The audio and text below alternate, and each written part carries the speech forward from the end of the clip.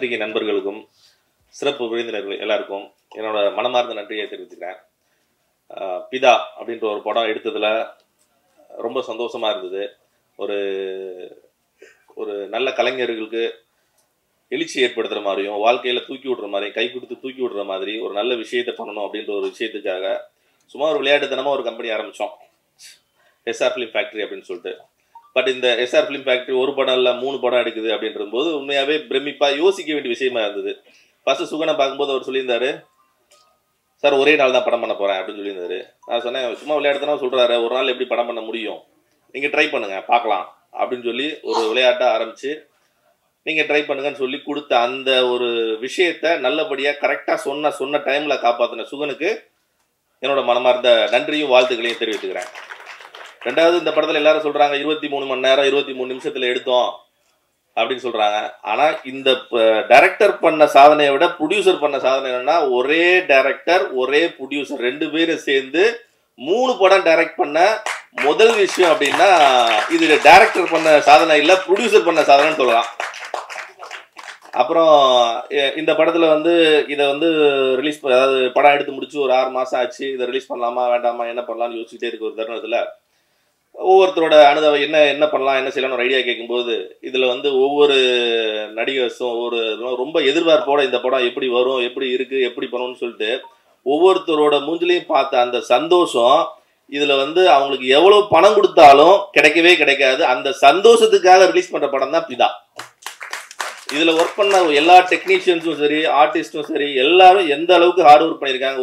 ஒரு நாள் ஃபுல்லா தூங்காம நடக்க முடியாம ரொம்ப சிரமப்பட்டு ஓடி இந்த படம் முடிச்சது. பட் எனக்கு ஒரு வருத்தம் என்னன்னா, நான் இருந்து பார்க்க முடியலையே அப்படின்ற ஒரு வருத்தமே தவிர்த்து இந்த படம் ரிலீஸ் பண்றதுல எனக்கு முழு திருப்தி சந்தோஷம் கூட சொல்லலாம்.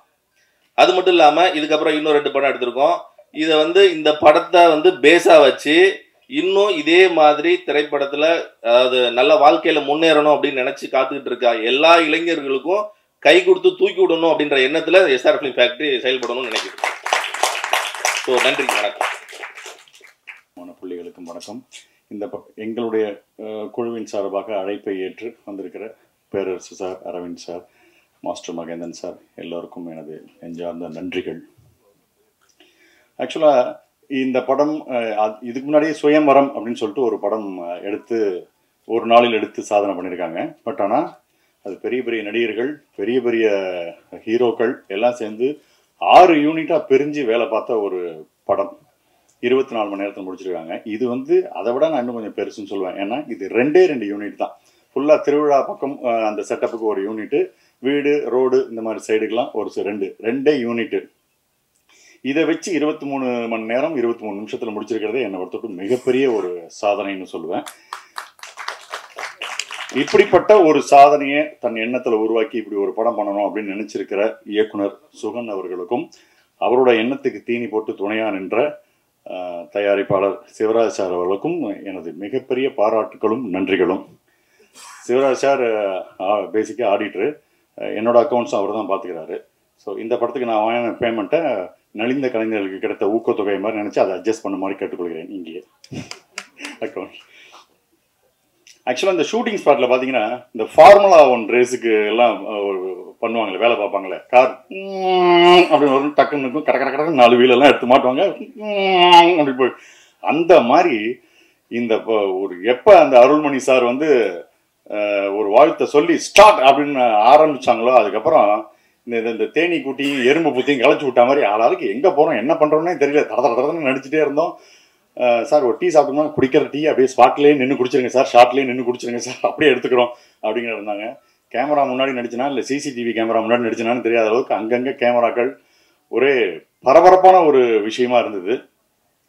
இதில் சேலஞ்சிங்கான விஷயம் என்னன்னு நான் பார்த்தேன்னா, ஜென்ரலாக ஒரு நார்மலாக சாதாரணமாக எடுக்கக்கூடிய படங்கள் 30 நாள் 60 நாள் இந்த மாதிரி எடுக்கிற படங்களில் ஒரு காமெடி ட்ராக் கொடுத்தா அதை உட்காந்து யோசிச்சு டெவலப்மெண்ட் பண்ணி இதெல்லாம் பசையெல்லாம் சேர்த்து சொல்லுவோம். ஆனால் இதுக்கு டைமே கிடையாது. இதுதான் சார் டைலாக், இங்கே தான் சார், இது எவ்வளோ சொல்ல முடியும் சார், இதுக்குள்ளே சொல்லுங்க சார், டக் டக் டக் அவ்வளோதான். அதுக்கு எவ்வளோ மின்னல் வேகத்தில் அதில் யோசிக்க முடியுமோ அதுக்குள்ளே நம்மளோட இன்புட்ஸை போகிறது அங்கே ஒரு சேலஞ்சிங்காக இருந்தது. பட் கூட நடித்த ஆதேஷ் அண்ட் மாரிஸ் ராஜா நல்ல தேர்ந்த நடிகர்களாக இருந்ததுனால அவங்க இன்புட் போட நான் இன்புட் போட படப்படன்னு அந்த சீன் உருவாகிறதுக்கு அப்படி ஒரு இந்த நடிகர்கள் இருந்ததுனால தான் இது சாத்தியமாச்சு. இந்த படத்தை தன் படமாக எடுத்து தோளில் சுமந்து பப்ளிசிட்டி பண்ணிட்டு இருக்கிற ஆதேஷ் பாலாக்கு என்னுடைய நெஞ்சார்ந்த நன்றிகள் நான் சொல்லுவேன். Really great. பல விஐபிஸ் கிட்ட வந்து வீடியோஸ் பைட் வாங்கி கொடுக்கறது, இந்த படத்தை தூக்கி நிற்கிறதுன்னு பண்ணிட்டு இருக்காங்க. Really super. என்னுடைய மேலான ரிக்வஸ்ட், இந்த மாதிரி படம் எடுக்கும்போது ஸ்பாட்டில் ஒரு டாக்டர் வச்சுங்க. ஓகே, பிபிலாம் ஏறிடும் போல இருக்கு, என்ன சுகர் பிபி எல்லாம் வந்துடும் போல இருக்கு. இதே மாதிரி இன்னும் 2 படம் அடித்தா வைத்தியமே ஆகிடும் போல இருக்கு. அந்த மாதிரி ஒரு டஃப் டாஸ்காக இருக்கிற மாதிரியான ஒரு விஷயம் இருக்குது. பட்டு மொத்த தொழில்நுட்ப கலைஞர், கேமராமேன் அந்த யூனிட்லேருந்து ஆரம்பித்து ஆர்ட்டுன்னு மொத்த தொழில்நுட்ப கலைஞர்கள், நடிகர்கள் ப்ளஸ் இயக்குனருக்கு துணை நின்ற இயக்குனர் டீம், இவங்களால தான் இந்த விஷயம் இவ்வளோ ஸ்பீடாக நடக்கிறதுக்கான ஒரு சாத்தியமாக மாறிச்சு.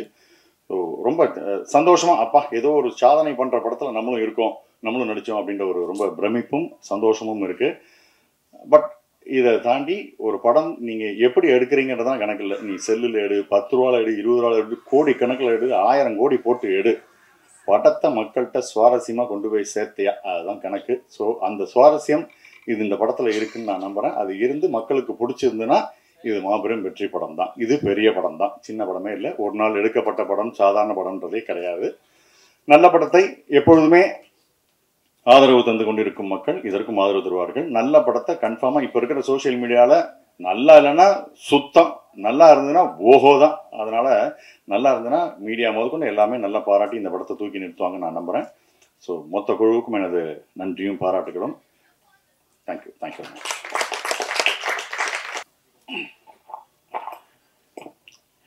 என்னுடைய தாய் தந்தையருக்கு என்னுடைய முதல் வணக்கம். மேடையில் அமர்ந்திருக்கும் எல்லா பெரியவங்களுக்கும் என்னுடைய வணக்கங்கள். என் கூட ஒர்க் பண்ண எல்லாருக்கும் வணக்கங்கள்.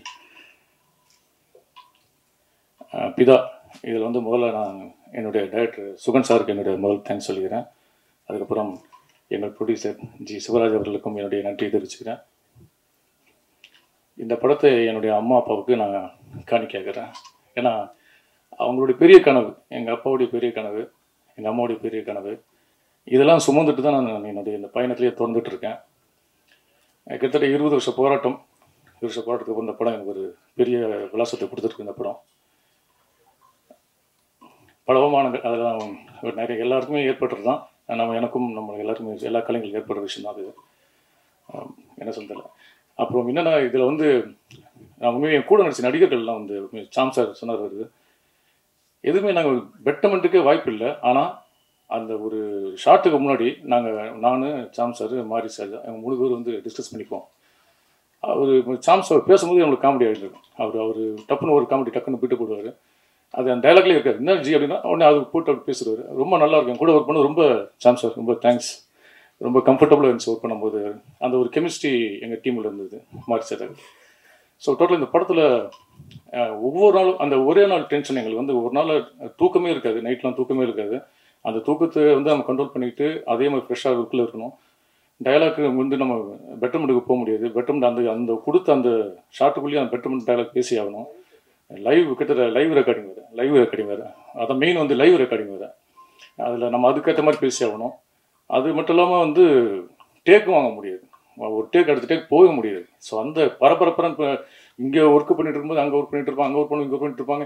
நம்ம இருக்கிற இடத்துலையே எங்கேயுமே உட்கார கூட இருக்க முடியாது. அங்கே கேமரா வச்சுருவாங்க, திருப்பி இங்கே லைட் ரெடி பண்ணுவாங்க. இப்படி தான் அந்த பரபரப்பாக சூழ்நிலை இருந்தது.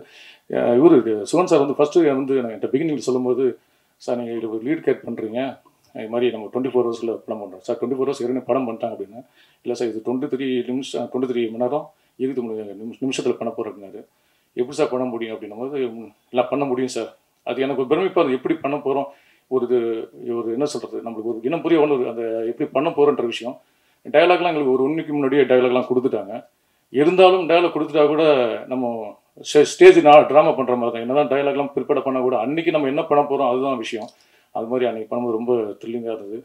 இதில் வந்து இந்த நேரத்தில் தேங்க்ஸ் சொல்லிடு வந்து நம்ம டெக்னீஷியன்ஸ், கேமராமேன் டெக்னீஷியன்ஸ், அவங்க அந்த லைட்மேன்ஸு, அவங்கெல்லாம் வந்து அவங்க படம் மாதிரி எடுத்து ஒர்க் பண்ணாங்க. ஸோ யாருமே கடமைக்கு வேலை பார்க்காம அவங்க படம் மாதிரி எடுத்து ஒர்க் பண்ணாங்க.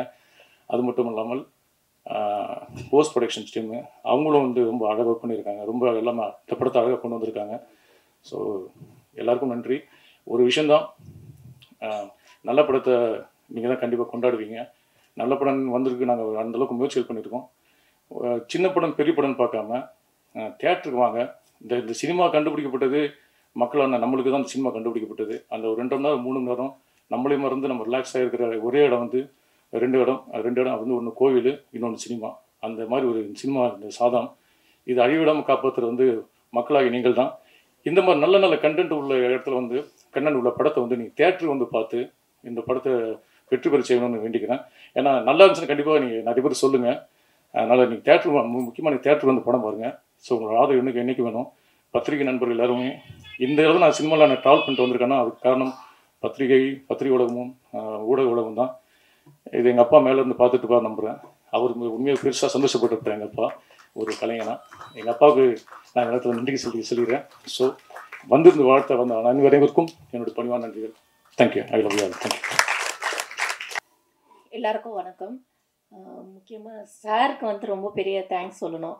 ஏன்னா சின்ன திரை தாண்டி ஒரு பெரிய ஒரு பிக் ஸ்க்ரீனில் வந்து ஒரு ஸ்டேஜில் நிற்க வைக்கிறது பெரிய விஷயம்.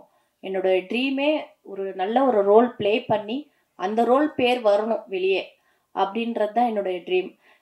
நான் சாமியை நான் நிறையா கும்பிட்டதை விட நான் கேமரா பார்த்து கும்பிட்ட நாட்கள் தான் அதிகம்.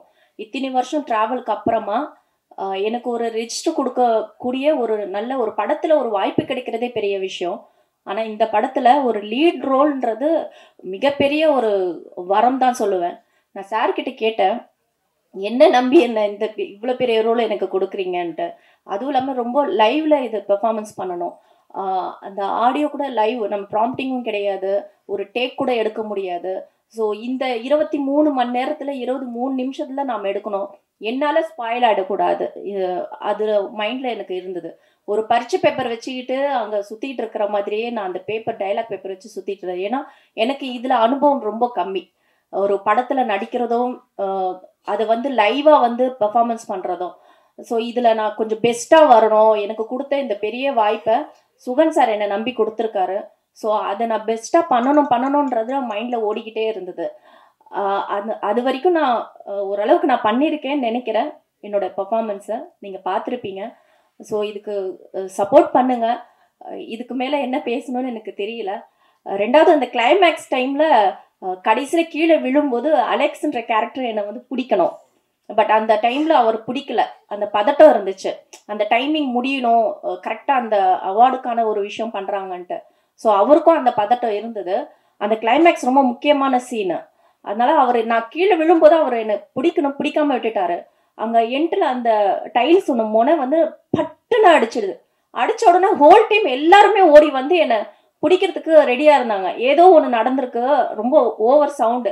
ஏன்னா லைவ் ஆடியோ போயிட்டு இருக்கிறதுனால ஒரு பின்னு விழுந்தாலும் சவுண்டு கேட்கும். ஸோ அந்த சவுண்ட் இல்லாமல் ஒரு சைலண்ட்டு ஒரு ஒரு ஸ்பேஸில் தான் எடுக்க முடியும் அந்த சீன்ஸ்லாம். ஸோ நான் கீழே விழுந்த அந்த அடிப்பட்டது பில்டிங்கே சவுண்டு கேட்டுச்சு. எல்லாரும் ஓடி வந்தாங்க. பட் எனக்கு அந்த வலியை விட என்னால் ஸ்பாயில் ஆகிடக்கூடாது. ஏன்னா ஒரு சீன் எடுத்தால் ஒரு ஷார்ட் கட் பண்ணி எடுப்போம் எல்லா ஆங்கிளும். பட் இது வந்து அப்படி கிடையாது. ஒரு சீன்னா ஸ்டார்ட் பண்ணி அந்த எண்டு வரைக்கும் அந்த சீன் முடியணும். அது எடுத்தது எல்லாமே இந்த வழியால் நான் அதை ஸ்டாப் பண்ணிட்டேன்னா அந்த எடுத்த அந்த நிமிஷம் எல்லாமே ஸ்பாயில் ஆகிடும். மறுபடியும் ரீவைண்ட் பண்ணி அந்த டேக் எடுக்கணும். அதனால நான் இங்கே கை வச்சு அழுறதை விட எனக்கு ஷூட் பண்ணது வயிற்று பக்கம்ன்றதுனால நான் வயிற்றுல இந்த கையை வச்சுட்டு நான் அழுதேன். எல்லாரும் நினைச்சிட்டாங்க ஏதோ ஆயிடுச்சு அடிபட்டுன்ட்டு. பட் இருந்தாலும் அந்த கையை மாற்றிட்டு அந்த சீனை ஃபில் பண்ணுறதுக்காக நான் அழுதேன். அன்னைக்கு அந்த பட்ட வலி, அதுக்கப்புறமா ஸ்கேன் எடுத்து அது ரெக்கவர் பண்ணேன். அந்த வலி இன்னைக்கு இந்த ஸ்டேஜில் வரும்போது அந்த ஸ்க்ரீனில் நான் பார்க்கும்போது எல்லா வலியும் பிரசவ வலி மாதிரி, ஒரு குழந்தை முகத்தை பார்க்கும்போது அந்த வலி மறக்குது இல்லையா, அது மாதிரி எனக்கு அந்த ஃபீல் வருது. ஸோ ரொம்ப தேங்க்ஸ். நான் இதுக்கு எந்த அளவுக்கு நான் நன்றி சொல்லணும்னு தெரியல. நன்றின்ற ஒரு வேர்டு மட்டும் எனக்கு போதாது. ஏன்னா என்னோட மிகப்பெரிய ஒரு கனவை இன்னைக்கு ஆக்குனது டைரக்டர் சுகன் சார். அவருடைய உழைப்பும் என்னுடைய உழைப்பும் மட்டும் கிடையாது. ஹோல் டீம், லைட்டிங் மேன்லேருந்து கேமராமேன்லேருந்து என்னுடைய கோ ஆர்டிஸ்ட்டு, எக்ஸ்பீரியன்ஸ் உள்ள எல்லாரும் என் கூட நடிச்சிருக்காங்க. நான் அவங்க கூட நடிச்சிருக்கேன். ஸோ எல்லாருடைய உழைப்பும் இன்னைக்கு ஒரு படமாக பிரம்மாண்டமாக வந்து நிற்குது. ஒரு சின்ன படம் தானே, ஒரு சின்ன பட்ஜெட்டில் எடுத்தது தானே அப்படின்னு நினைக்காம எல்லாருமே வந்து இந்த படத்தை தியேட்டரில் வந்து பார்த்து இதை என்கரேஜ் பண்ணி சப்போர்ட் பண்ணி எங்களுக்கு வேற லெவலுக்கு கொண்டு வரணும் இந்த படத்துன்னு தான் நான் ஆசைப்படுறேன். என்னுடைய கடவுள், நான் ஒரு முஸ்லீம் கேர்ளாக இருந்தாலும் நான் சிவனை ரொம்ப கும்பிடுவேன். திருவண்ணாமலைக்கு போயிட்டு நான் அந்த வாசல்ல சார் எனக்கு கால் பண்ணாரு. எல்லாரும் வந்து இந்த கிளைமேக்ஸ் பார்த்துட்டு தான் உங்களை இந்த கேரக்டர் தான் வந்து ரொம்ப பாராட்டினாங்க, இது உங்களுக்கு நல்ல ஒரு ப்ரொஃபைலா மாறும் மேடம் அப்படின்ட்டு. ஸோ அங்கே போயிட்டு நான் கண்ணில் தண்ணி வந்து நான் ரொம்ப கடவுள்கிட்ட வேண்டிக்கிட்டேன். எனக்காக மட்டும் கிடையாது, எல்லாரோட உழைப்பை சக்ஸஸ்ஃபுல்லாக கொண்டு போகணும் இந்த மூவியை அப்படின்னு சொல்லி நான் வேண்டிட்டு வந்தேன். அந்த சிவன் இன்னைக்கு இந்த படத்தை ப்ரெஸ் மீட் லெவலுக்கு இங்கே வந்திருக்கு, ரிலீஸ் ஆக போகுது. ரிலீஸ் ஆனதுக்கு அப்புறமா இது பிரம்மாண்டமா எல்லா இடத்துலும் படம் ஓடணும். 100 days ஓடுனா வாழ்க்கையில வந்து ஃபர்ஸ்ட் டைம் நான் இந்த படத்துல ஒர்க் பண்ணது ஒரு ரிஜிஸ்டர் ஆவேன்னு சொல்லி எனக்கு தோணுது. ஸோ ரொம்ப தேங்க்ஸ் எனக்கு இந்த வாய்ப்பு கொடுத்ததுக்கு சுகன் சார் அவருக்கு. தேங்க்யூ. மாதா பிதா குரு தெய்வம் இந்த 4 பேருக்கு என்னோட நன்றியை சொல்லிக்கிறேன். என்னை இங்கே நிற்க வச்சிருக்கிற என்னோட குருக்களுக்கும் என்னோட அம்மாவுக்கு ரொம்ப நன்றியை சொல்லியிருக்கேன். இந்த படத்தை பொறுத்தவரை எல்லாரும் பாராட்டுறாங்க, ஆனால் என்னோட நண்பராக நான் பார்க்குறேன் என்னோட சுகனை. 2014-15 தெரியும்.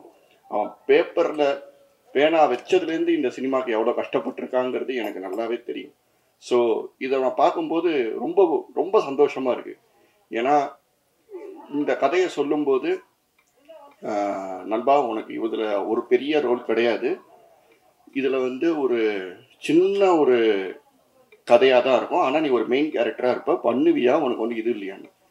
நீ இவ்வளோ சிரமப்படும் போது நான் இது கூட பண்ணலன்னா நான் ஒரு நண்பனாக வந்து இது இல்லை, எனக்கு ஒரு சின்ன ஒரு ஓப்பனிங்காக இருக்கட்டும் நான் நினச்சி தான் இந்த படத்தை பண்ணியிருக்கேன். அது மாதிரி ஒரு இதுவாக தான் இது அமைஞ்சிருக்கு. 2வது, இந்த படத்தில் வந்து ரொம்ப ஒரு முக்கியமான ஒரு ஆளை சொல்லணும் அப்படின்னா சிவராஜ் சார், ப்ரொடியூசர். ஏன்னா இந்த படத்தை வந்து சுகன் ஒரு விதமாக எடுத்துக்கிட்டே இருக்கும்போது கை கொடுத்து பயங்கர லெவலில் தூக்கி விட்டது மிஸ்டர் சிவராஜ் சார்.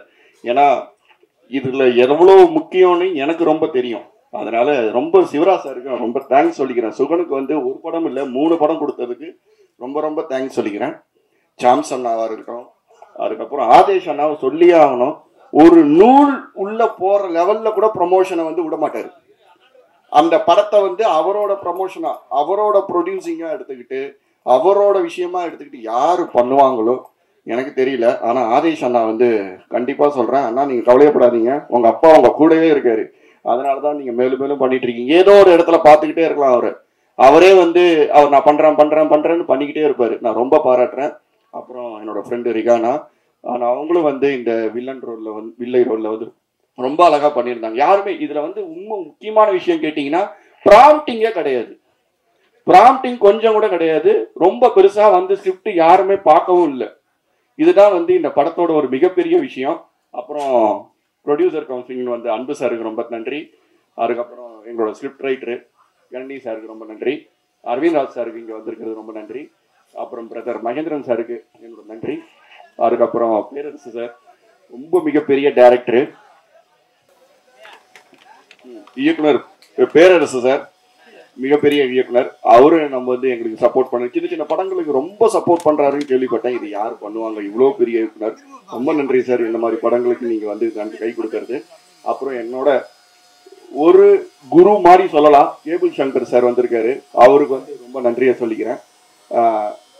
இவ்வளோதான் எனக்கு தெரிஞ்சு நான் பேசிட்டேன். இந்த படம் எல்லாம் நல்லா வரணும். என்னோட எடிட்டர், கேமராமேன், மியூசிக் டைரக்டர் எல்லா டீமுக்கும் என்னோட நன்றியை சொல்லியிருக்கேன். சார் கோவிந்தராஜ் சார் ரொம்ப அழகா பண்றாரு. ரொம்ப ரொம்ப ரொம்ப எவ்வளோ அழகா வந்து இந்த ப்ரமோஷன் பண்ணணுமோ, இந்த பட்ஜெட்ல எவ்வளவு சூப்பரா பண்ணணுமோ அந்த அளவுக்கு சார் வந்து இது பண்றாரு. ரொம்ப நன்றியை சொல்லிக்கிறேன். நன்றி, வணக்கம்.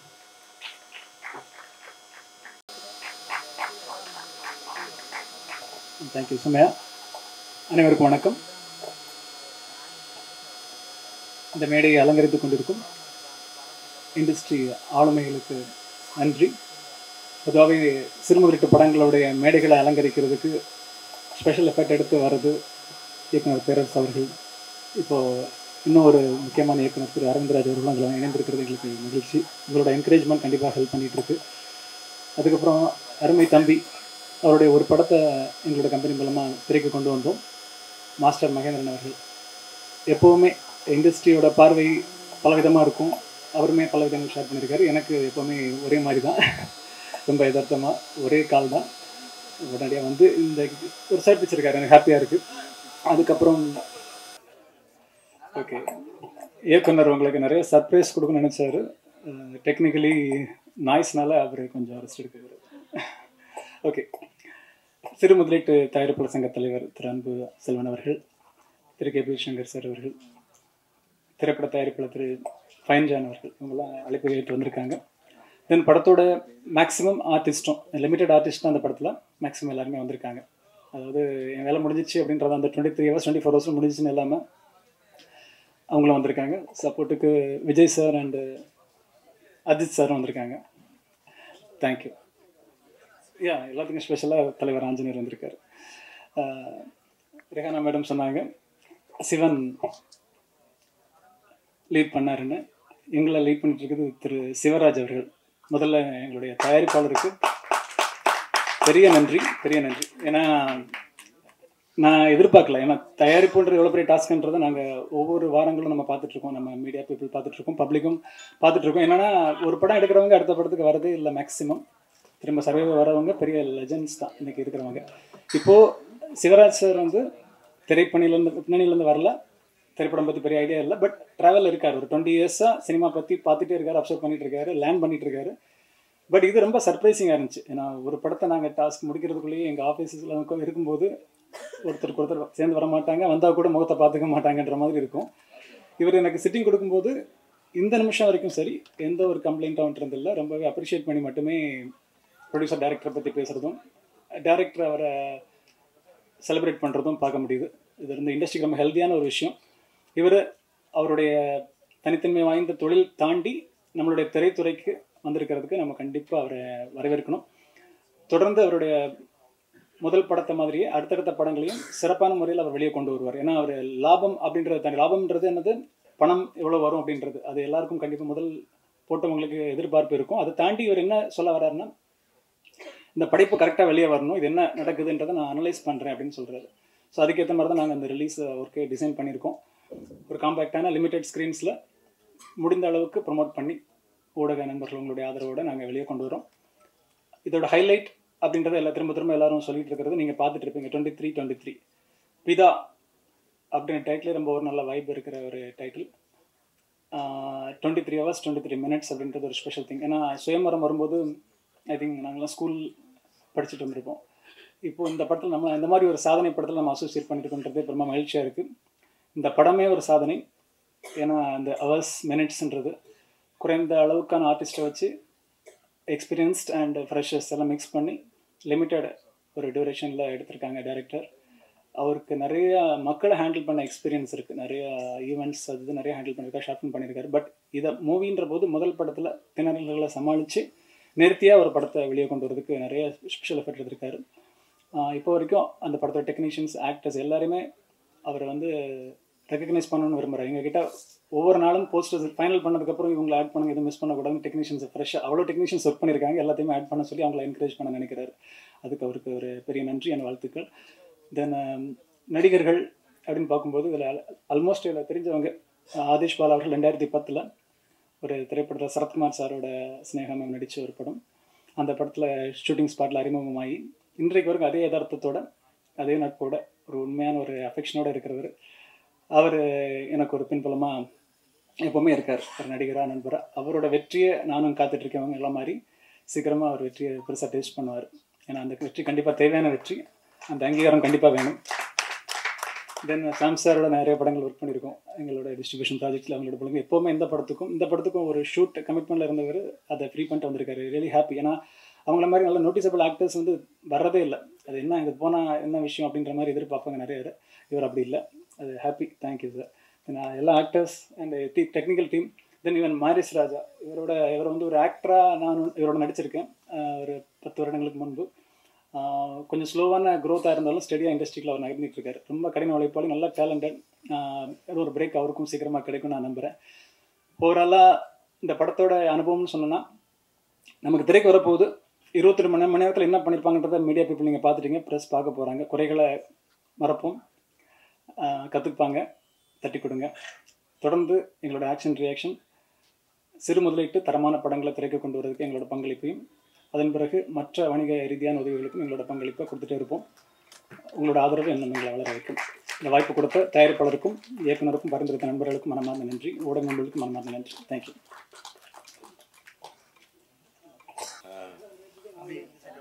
அனைவருக்கும் வணக்கம்.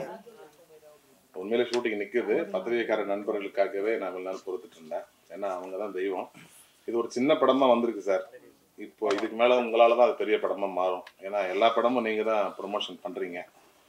தயாரிப்பாளருக்கு பெரிய நன்றி. ஏன்னா அவர் வந்து நான் கூட மறந்துட்டேன் எழுதுனதை. அவர் பாருங்கள் அந்த படத்தை கொண்டு வந்து நிறுத்திட்டாரு.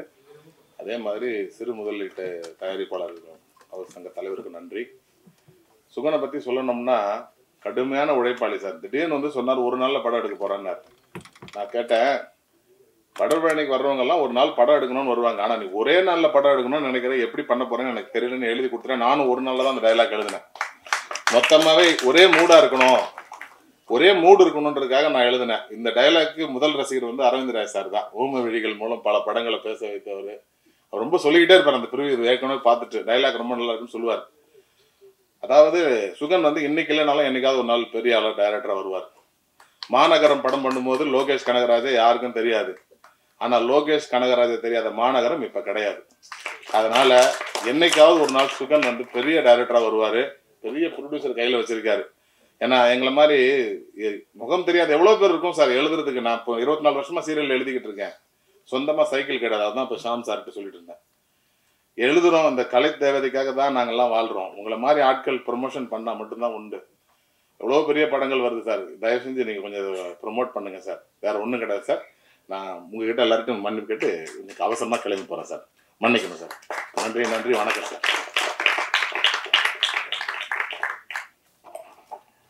எல்லாருக்கும் வணக்கம்.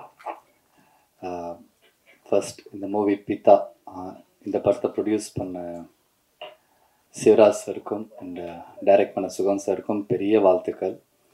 இங்கே வந்ததுக்கப்புறம் தான் வந்து ரொம்ப நோட்டீஸ்டாக எனக்கு தெரிஞ்ச விஷயம் 23 அப்படின்ட்டு. இன்றைக்கி டேட்டும் 23, நான் பிறந்த டேட்டும் 23. ஸோ ஒரே 23 எனக்கு 23 ரொம்ப பிடிக்கும். ஸோ அந்த என்னடா ஒரே 23 இருக்குது. அப்புறம் ஃபோன் எடுத்து பார்த்தா டேட்டும் 23, ஐயோ பயங்கரமாக இருக்குது அப்படின்னு வந்தேன். And very happy. இன்றைக்கி ஒரு படத்தை தியேட்டரில் கொண்டு வரத்துக்கு ஒரு 1.5 ஹவர்லேருந்து ஒரு 2 ஹவர்ஸ் ஒரு ஃபுட்டேஜை கொடுக்கறதுக்கு ரொம்ப கஷ்டப்பட்டுட்ருக்காங்க நிறைய பேர். ஆனால் இவங்க ரொம்ப ஸ்மார்ட்டாக ஒரு ப்ரொடியூசரை கூப்பிட்டு அவங்ககிட்ட வந்துட்டு ஒரு 23 ஹவர்ஸில் ஒரு படம் பண்ணி, அதுவும் லைவ்லலாம் ரெக்கார்ட் பண்ணி ஒரு படம் பண்ணுறதெல்லாம் ரொம்ப கஷ்டமான விஷயம். இப்போ பெரிய பெரிய படங்களே அதை ஹேண்டில் பண்ணுறது கிடையாது. ஏன்னா அதில் நிறைய விஷயங்கள் மிஸ் ஆகும் அப்படின்ட்டு, நிறைய டைலாக்ஸ் எல்லாம் மிஸ் ஆகும் அப்படின்ட்டு. அண்ட் இதில் இந்த மாதிரி ஒரு நிறைய விஷயங்களை தாண்டி ஒரு படத்தை தேட்டருக்கு கொண்டு வராங்கன்றது ஒரு ரொம்ப பெரிய விஷயம். ரொம்ப சந்தோஷமாக இருக்குது. அண்ட் அதுலேயுமே வந்து சாம்ஸ் அண்ணா நடிச்சிருக்காரு, அண்ட் ஆதாஷ் நல்லா நடிச்சிருக்காரு, அண்ட் இன்னொரு நியூ ஆக்டர் கூட நடிச்சிருக்காருன்னு சொன்னாங்க. ஸோ அவரையும் நடிச்சிருக்காங்கன்னு சொன்னாங்க. ஸோ இதெல்லாம் ரொம்ப நல்லா இருக்குது. ஒரு படம் ஆடியன்ஸ் என்டர்டெயின் பண்ணணும், தேட்டருக்கு வரணும் அப்படின்ட்டு இவங்க எல்லாருமே சப்போர்ட் பண்ணியிருக்காங்க. ஸோ கண்டிப்பாக இந்த படம் தேட்டருக்கு வரணும். அண்ட் ஜெனிஷ்னா உங்களுக்கு பெரிய வாழ்த்துக்கள். அன்றைக்கி நான் அமிகோ கேரேஜுன்னு நான் சின்ன படம் பண்ணியிருக்கும்போது அதை ரிலீஸ் பண்ணும்போது நாங்கள் வந்து யோசிச்சுட்டே இருந்தோம். பெரிய பேனர்ஸ் ஆஸ் யூஷுவல் அவங்களுக்கு நிறைய கமிட்மெண்ட்ஸ் இருக்கும்ல. ஸோ யார் பண்ணுவாங்க என்ன பண்ணுவாங்க அப்படின்னும்போது அவர் தான் வந்து சொன்னார், நீங்கள் கவலைப்படாதீங்க பிரதர், இந்த படத்துக்கு என்ன பட்ஜெட் நீங்கள் பண்ணியிருக்கீங்களோ, இந்த படம் எப்படி வந்திருக்கோ அதுக்கேற்ற மாதிரி நான் தியேட்டர்ஸ் கொடுக்குறேன்னு சொன்னார்.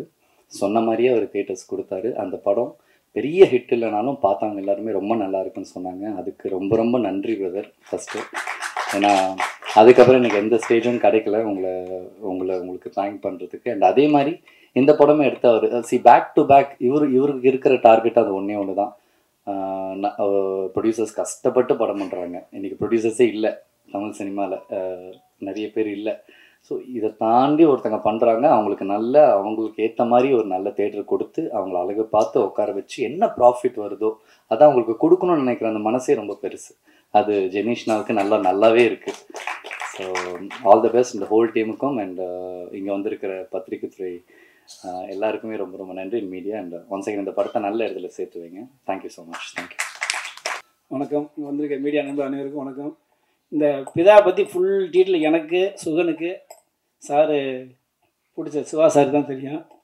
காரணம் என்ன, உங்களுக்கு தெரியும், ஏவிஎம் படம் எடுத்தாலும் ஒன்று தான் எடுப்பாங்க, விஜயா வாங்கி எடுத்தால் ஒரு படம் தான் எடுப்பாங்க. எனக்கு சவுத்தில் தான் ஒரே இடத்துல 3 படம் எடுப்பார்.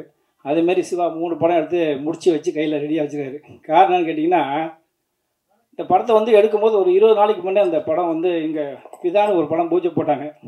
அது ஆக்சுவலாக தள்ளுப்பா அவர் சிவா பற்றி பேசினா, இவர் என்னை பார்த்ததில்ல, நானும் அவரை பார்த்ததில்ல. ஒரு 10 நாள் முன்னே ஃபோன் பண்ணி நான் சொன்னேன், சார் இதுமாரி பிதான்னு ஒரு படம் பூஜை போட்டிருக்காங்க, நம்ம பிதான்னு எடுத்து 1 வருஷம் ஆச்சு. என்னண்ணா? ஆமாம் சார், நானும் எனக்கு இப்போ தான் சொன்னேன் அப்படி டேரக்டர்னால. உடனே நான் சொன்னேன், இல்லை நீங்கள் படம் எடுத்து முடிச்சிட்டீங்க 3 படம், ஏன்னா நீங்கள் சவுத்ரி அடுத்த சவுத்ரி பேர் வந்து படம் எடுத்துகிட்டே இருக்கீங்க அப்படின்னு. என்ன செய்யலாம் சார்? இல்லை நீங்கள் உடனே நீங்கள் சென்சார் பண்ணுங்கள், ஏன்னா இந்த படம் இது நீங்கள் ஒரு படம் அவர் ஒரு படம் எடுக்கும்போது பெரிய பிரச்சனையாக வரும். அப்புறம் அவங்க வந்து இப்போ பார்த்தீங்கன்னா பிரசத்தில் ஒரு 2-3 லட்சம் செலவு பண்ணி பூஜை போடுறேன். நான் உடனே ஃபோனை போட்டேன், அவர் பேர் மதியழகன், சாமானிய படம் பிடிச்சிரு எடுக்கல. உடனே நான் உடனே அந்த லிங்கை உடனே டக்குன்னு எல்லாரும் அனுப்பிச்சி விட்டேன், இருக்க பிடிச்சிருக்கலாம். டக்குன்னு உடனே பார்த்துட்டு பார்த்தா மாதிரி ஆரம்பத்தில் தனஞ்சயன் பேசுகிறார், உங்களுக்கு எல்லாம் தெரியும். இப்போ இதாக போட்டேன் என்ன அவரை சொல்கிறேன், ஏன்னா எந்த சங்கமுமே டைட்டில் யார்கிட்ட இருக்குன்னு கேட்குறதே கிடையாது. நாங்கள் மட்டும் கேட்டு பார்த்தோம். அந்த ஒரே கேட்கறது வந்து ஒப்புதலான வந்து தயாரிப்பாளர் சங்கம் முரளி சார் மட்டும் தான் பேசினார். சார் இதுமாதிரி டைட்டில் பிரச்சனையாக இருக்குது, ஆனால் இதை செய்தி நீங்கள் வந்து என்கிட்ட கேட்டு இது பண்ணுங்க. சரி ஓகே அப்படின்னேன். இதேமாரி பாரதிய சார் ஆஃபீஸ் வந்து எனக்கு ஃபோன் வந்துச்சு. ஆனால் அவங்க என்னிட்ட டைட்டிலாம் கேட்டுக்கிட்டு ரிஜிஸ்டர் பண்ணிக்கிறாங்க. ஆனால் நாங்கள் ஃபோன் பண்ணி கேட்டப்ப அவங்க சொல்கிறாங்க, நான் லெட்ரு கொடுக்கணுமா.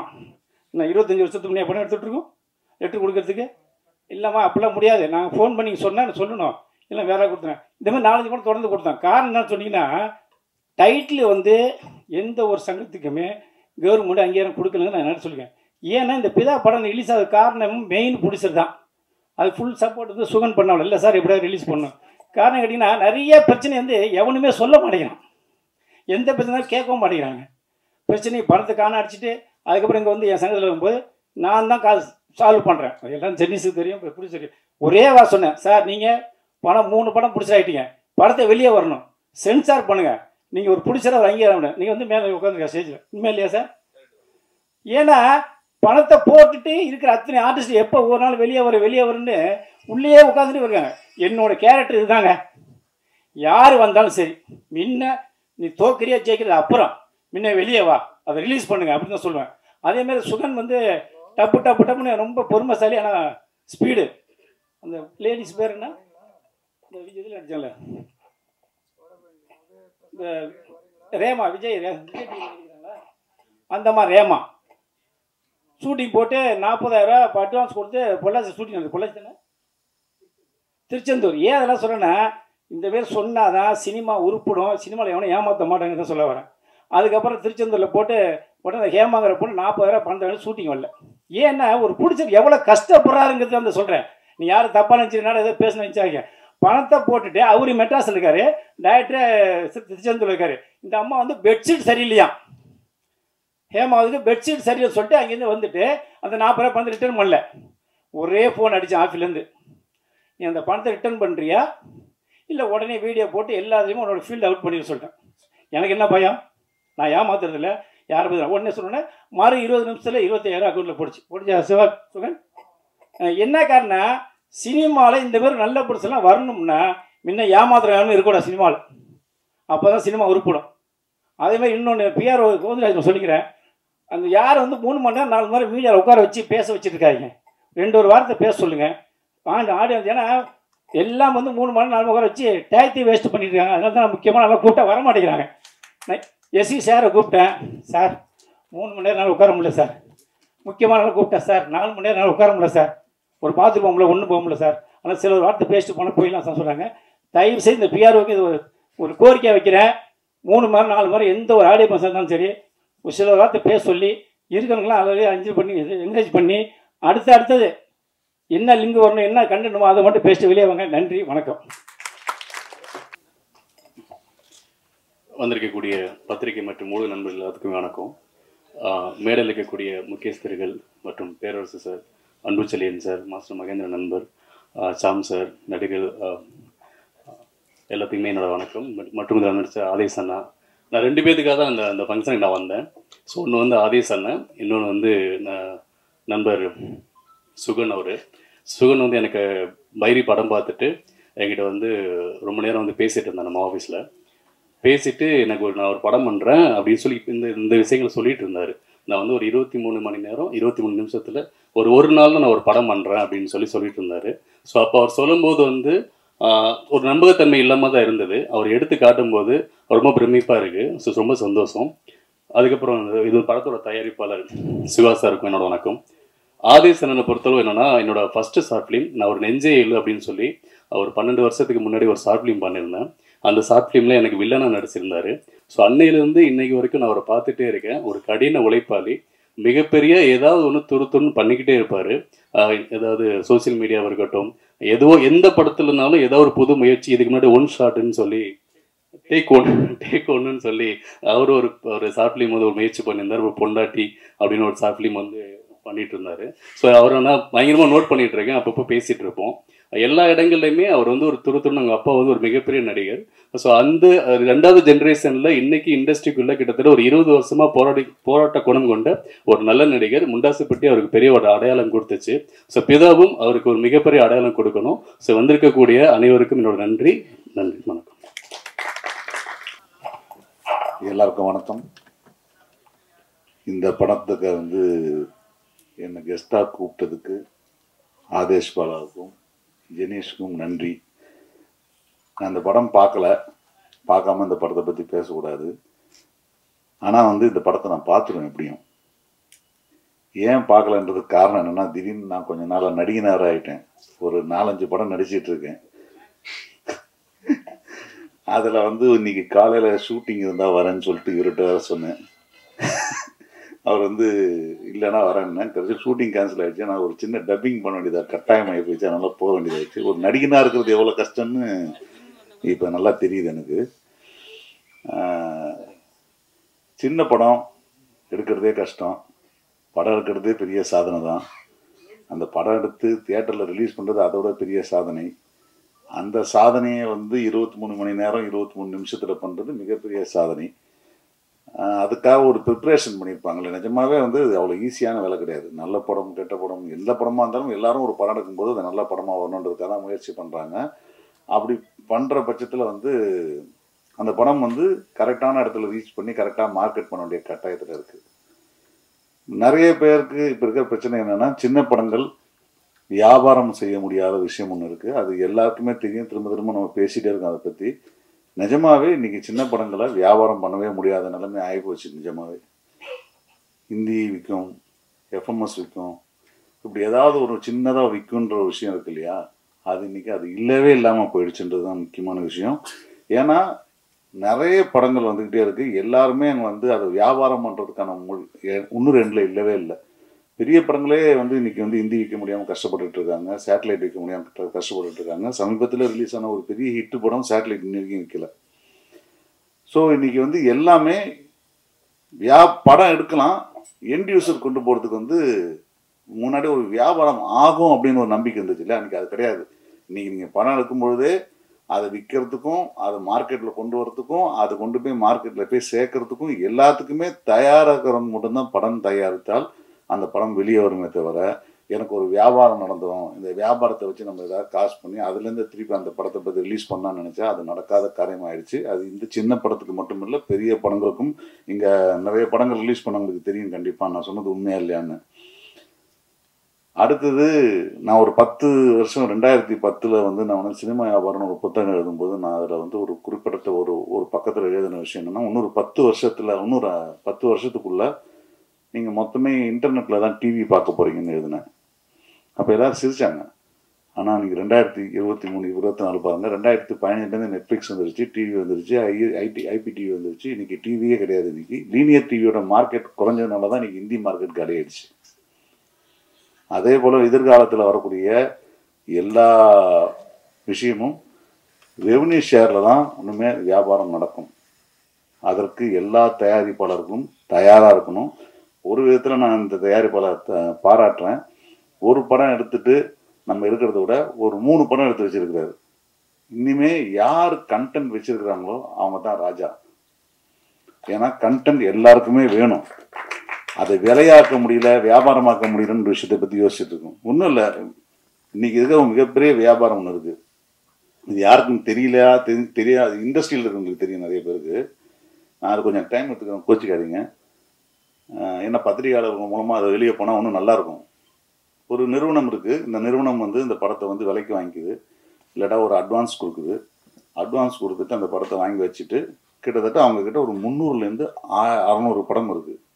இந்த 600 படத்துக்கும் அவங்க வந்து எல்லா டிஜிட்டல் சேட்டலைட்டு என்னங்கெல்லாம் சான்சஸ் இருக்கோ அவங்கெல்லாம் எக்ஸ்ப்ளாய்ட் பண்ணுறாங்க. அந்த எக்ஸ்ப்ளாய்ட் பண்ணுறதன் மூலமாக வரக்கூடிய வருமானத்தில் 20லேருந்து 30% எடுத்துக்கிட்டு உங்களுக்கு தராங்க. ஆனால் அவங்க கொடுக்குற அட்வான்ஸ் பார்த்திங்கன்னா ஒரு 2 லட்சமோ 1 லட்சமோ, இல்லாட்டா சில பேருக்கு அட்வான்ஸே கிடையாது. டைரெக்டாக போட்டு அவங்க வந்து கிட்டத்தட்ட ஒரு பெரிய கண்டென்ட் ப்ரொவைடராக இருக்காங்க. எல்லா பெரிய பிளாட்ஃபார்ம்லேயும் அவங்கக்கிட்ட இருக்கிற விஷயம் என்னென்னா, எங்ககிட்ட 500 படம் இருக்குது அப்படின்ற ஒரு அக்ரிமெண்ட் தான். ஸோ யாரோ எடுத்த படம் அவங்கக்கிட்ட வந்து இத்தனை படமும் குவிச்சு வச்சுருக்கிறதுனால எங்ககிட்ட பாருங்கள் இந்த கடையில் உள்ள ஷோகேஸில் இருக்குது, நான் உங்களுக்கு போட்டு காட்டுறேன், நீங்கள் வந்து எங்களுக்கு வந்து ரெவன்யூ ஷேர் கொடுங்க. ஃபேஸ்புக்கில் போட்டால் 30% எங்களுக்கு, யூடியூப்பில் போட்டால் 20%, அமேசானில் போட்டால் எனக்கு இவ்வளோ %, இந்த மாதிரி ஒவ்வொரு பர்சன்டேஜ் போட்டு வாங்கிக்கிறாங்க. நான் இதை ஒவ்வொரு தயாரிப்பாளரும் டைரெக்டாக பண்ணுங்கன்னு தான் சொல்கிறேன். ஒரு 1 கோடிக்கு படம் எடுத்துகிட்டு 2 கோடிக்கு படம் எடுத்துகிட்டு ஒரு 5 லட்ச ரூபா கொடுக்குறாங்க, 1 லட்ச ரூபா அட்வான்ஸ் கொடுக்குறாங்க. உண்மையாகவே வந்து காசே வரல, ஏதாவது 1 லட்சமா வந்தாது பரவாயில்லன்னு நினைக்கிற விஷயந்தான். ஆனால் தொடர்ந்து சினிமாவில் இயங்கணும்னு ஆசைப்படுறாங்க அத்தனை பேரும். நீங்கள் பண்ண வேண்டியது தொடர்ந்து படங்கள் எடுக்கணும், அந்த படங்களை எடுத்துன்னு போய் மார்க்கெட் பண்ணுறதுக்கு இதுக்கான காசு தயார் பண்ணிக்கோங்க. இந்த மாதிரி வெயிட் பண்ணி இப்போ நீங்கள் தேட்டரில் போட்டு அந்த பணம் நம்மக்கிட்ட வரதுக்கு கிட்டத்தட்ட 2 மாதம்லேருந்து 3 மாதம் ஆகும். தேட்டரில் இப்போ எல்லாரும் கேட்பாங்க, இந்த பிளாட்ஃபார்மில் போட்டால் அவங்களுக்கு வந்துடுமா, இந்த பிளாட்ஃபார்மில் எத்தனை பேர் சப்ஸ்கிரைபர் இருக்காங்க, இதில் போட்டால் எத்தனை பேர் காசு வரும் இப்படிலாம் கேட்குவாங்க. எந்த தேட்டர் ஓனர்கிட்டையாவது போயிட்டு உங்கள் தேட்டரில் நான் ஒரு ஷோ போட்டால் எவ்வளோ கிராஸ் தருவீங்க கேட்டுருக்குமா? கேட்குறதே கிடையாது. ஏன்னா எப்படி மக்கள் வந்து தியேட்டரில் ஒரு படம் நீங்கள் கொடுக்குற ஆதரவெல்லாம் வச்சு படத்தோட ட்ரெய்லர், டீசர், பாட்டு இதெல்லாம் போய் ப்ரொமோஷன் பண்ணி இது நல்லா இருக்குன்னு தெரிஞ்சு வந்து உள்ளே வந்து பார்க்குறதுக்கான டைம் மாதிரி தான் இன்றைக்கி ஓடிடியில் எல்லாருக்குமே அதே விஷயம் தான் இருக்குது. இன்றைக்கி எல்லாரும் ஒரு வாரத்துக்கு தமிழ் சினிமாவில் ஒரு 5 படம் ரிலீஸ் ஆகுது அப்படின்னா ஓடிடியில் மட்டும் மேஜர் 5 ஓடிடியில் மட்டுமே குறைஞ்சபட்சம் ஒரு மாதத்துக்கு ஒரு வாரத்துக்கு 40 கண்டென்ட் ரிலீஸ் ஆகுது.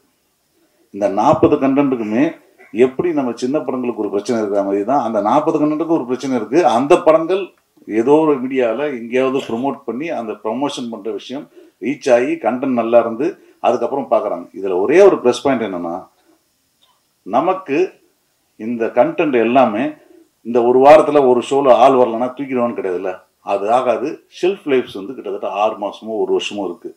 ஸோ இப்போது நீங்கள் சின்ன படம் இருக்கிறீங்க, தியேட்டரில் போடுறீங்க, ஓரளவுக்கு நல்ல ரெகக்னேஷன் கிடைக்குது, நீங்களே இந்த படத்தை வச்சிங்க, எல்லா பிளாட்ஃபார்ம்ஸ்லையும் நீங்களே எக்ஸ்ப்ளைட் பண்ணக்கூடிய வாய்ப்புகள்லாம் இருக்குது. ஏன்னா நான் ஓடிடி நடத்துகிறேன், உங்களுக்கு தெரியும், ஓடிடி ப்ளஸ்ன்றது நடத்துகிறேன், நீங்களே எக்ஸ்ப்ளைட் பண்ண முடியும். எப்படி இந்த மாதிரி ஒரு படத்துக்கு நீங்கள் ப்ரொமோஷன் பண்ணுறீங்களோ அதே ப்ரொமோஷனை அதே ரீச்சை திரும்பவும் நீங்கள் வந்து செலவு பண்ணிங்கன்னா மக்களை பார்க்க வைக்க முடியும். உங்களுக்கு அந்த 100 ரூபாவோ 1 ரூபாவோ உங்களுக்கு நேரடியாக வரும். தொடர்ந்து படம் பண்ண முடியும், உங்களுடைய பேஷனை ட்ராவல் பண்ண முடியும். ஸோ எனக்கு தெரிஞ்ச சின்ன ஐடியா சொல்லியிருக்கேன். நன்றி, வணக்கம். இங்கே வந்திருக்கோம் மீடியா சொந்தங்களுக்கும் மேடையில் அமர்ந்திருக்கோம் என்னோட சொந்தங்களுக்கும் வணக்கத்தை சொல்லிக்கிறேன். 23 இந்த படம் வந்து இது கூப்பிட்டுருந்தாங்க, ஜெனி சார் தான் கூப்பிட்டுருந்தாரு. நான் ஒரு இங்கு மிருகங்கள் வாழும் இடம் படம் ஏப்ரல் 26 ரிலீஸ் பண்ணியிருந்தேன். அந்த படத்தை ஜெனி சார் தான் ரிலீஸ் பண்ணியிருந்தாரு. அதனால் தேட்டர்லாம் கிடச்சி நல்லபடியாக வெற்றி படமாக ஆக்கி கொடுத்தாரு. அதை அவரை மறக்க முடியாது. அந்த ஒரு நண்புக்காக இவ்வளோ தூரம் நான் வந்திருக்கேன். அப்புறம் அந்த படத்தை நான் பார்த்தேன், படம் நல்லா இருந்துச்சு. பரவாயில்ல, ஒரு புது முயற்சியாக எடுத்திருக்காங்க. ஏன்னா இன்னைக்கு படம் எடுக்கிறதுங்கிறது ஒரு பெரிய கஷ்டம். அதை 23 மணி நேரத்தில் 23 நிமிஷத்தில் எடுத்திருக்கா, அது ஒரு பெரிய சாதனை. அதனால் கண்டிப்பாக இதை வந்து இந்த உழைப்பை வந்து மக்கள்கிட்ட கொண்டு போய் சேர்க்கறது வந்து நீங்கள் இந்த ஏத்தாப்பில் உட்காந்துருக்க அன்பு சொந்தங்களால் மட்டும்தான் முடியும். அதனால் அது வந்து இந்த எங்களை மாதிரி சினிமாக்காரங்களுக்கு நீங்கள் வந்து எவ்வளோக்குள்ள எங்களை நாங்கள் நல்லா இருக்குன்னு நினைக்கிறீங்களோ அப்போ தான் இந்த சினிமா வெற்றி அடையும். இல்லைன்னா கொஞ்ச நாள் கழிச்சு சினிமாவே இல்லாமல் போயிடும். அதுக்கு மிகப்பெரிய முதுகெலும்பு நீங்கள் தான். அதனால் வந்து ஒரு ப்ரொடியூசரு, ஒரு டைரக்டரு, அது ஒர்க் பண்ணுற எல்லாருமே ரொம்ப சிரமப்பட்டு தான் ஒரு படத்தை ரெடி பண்ணுறாங்க. பல பிரச்சனைகள் உங்களுக்கு இருக்குது, உங்களுக்கு தெரியும். அவ்வளோத்த மீறி ஒரு படத்தை வெளியே கொண்டாந்து கொடுக்குறாரு, ஒரு ப்ரொடியூசர் கொடுக்குறாருன்னா அந்த ப்ரொடியூசர் வந்து மிகப்பெரிய லெஜெண்ட்ஸ்னு சொல்லிக்கலாம். அதெல்லாம் வந்து அதெல்லாம் வந்து நீங்கள் தான் அதுக்கு கரை சேர்த்து கொண்டு போய் நல்லா சேர்க்கணும். அதிக நேரம் டைம் எடுத்துக்க விரும்பல. வந்திருக்க எல்லாத்துக்கும் ரொம்ப நன்றி.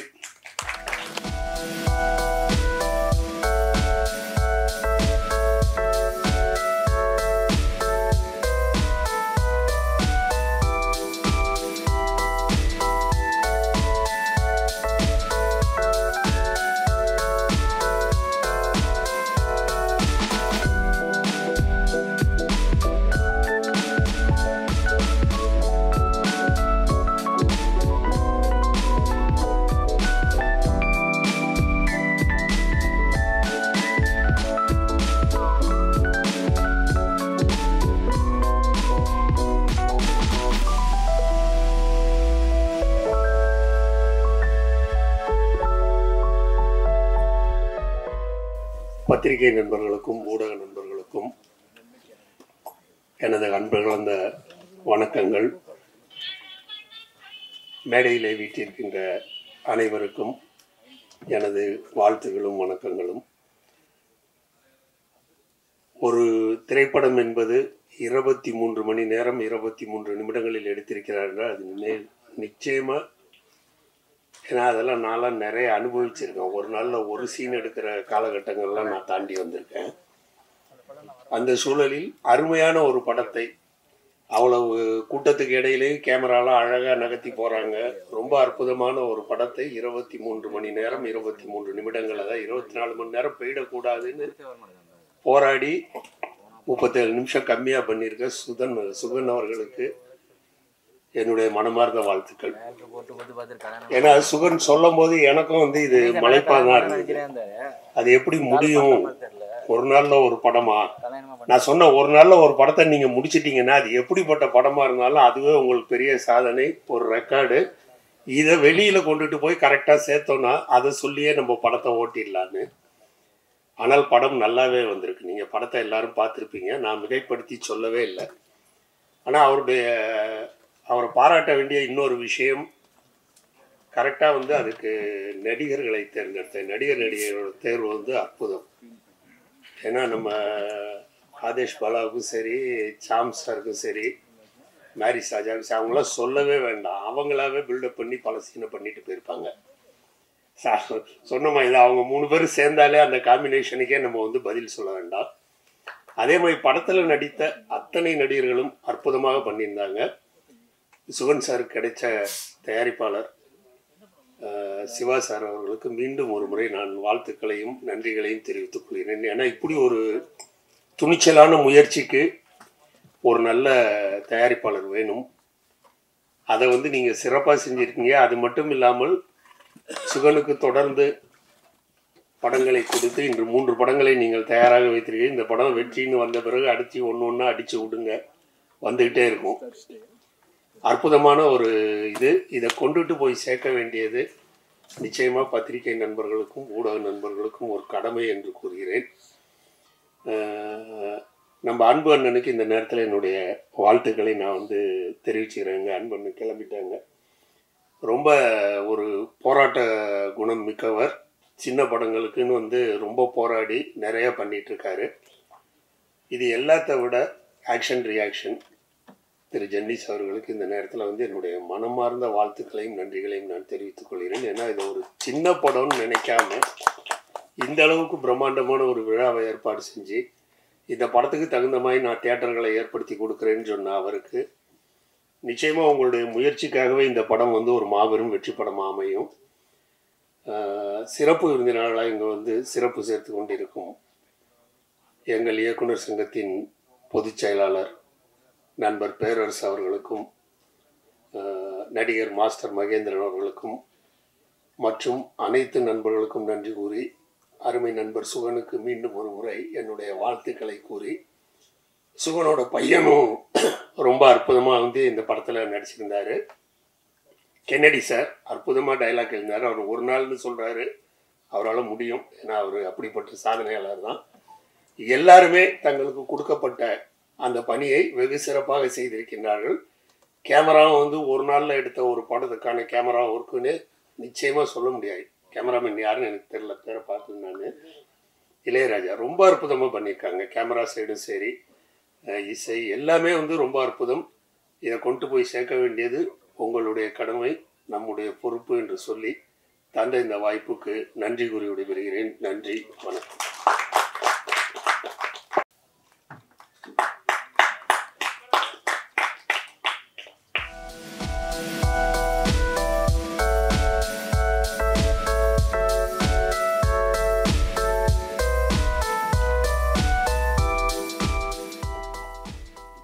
எல்லாருக்கும் வணக்கம்.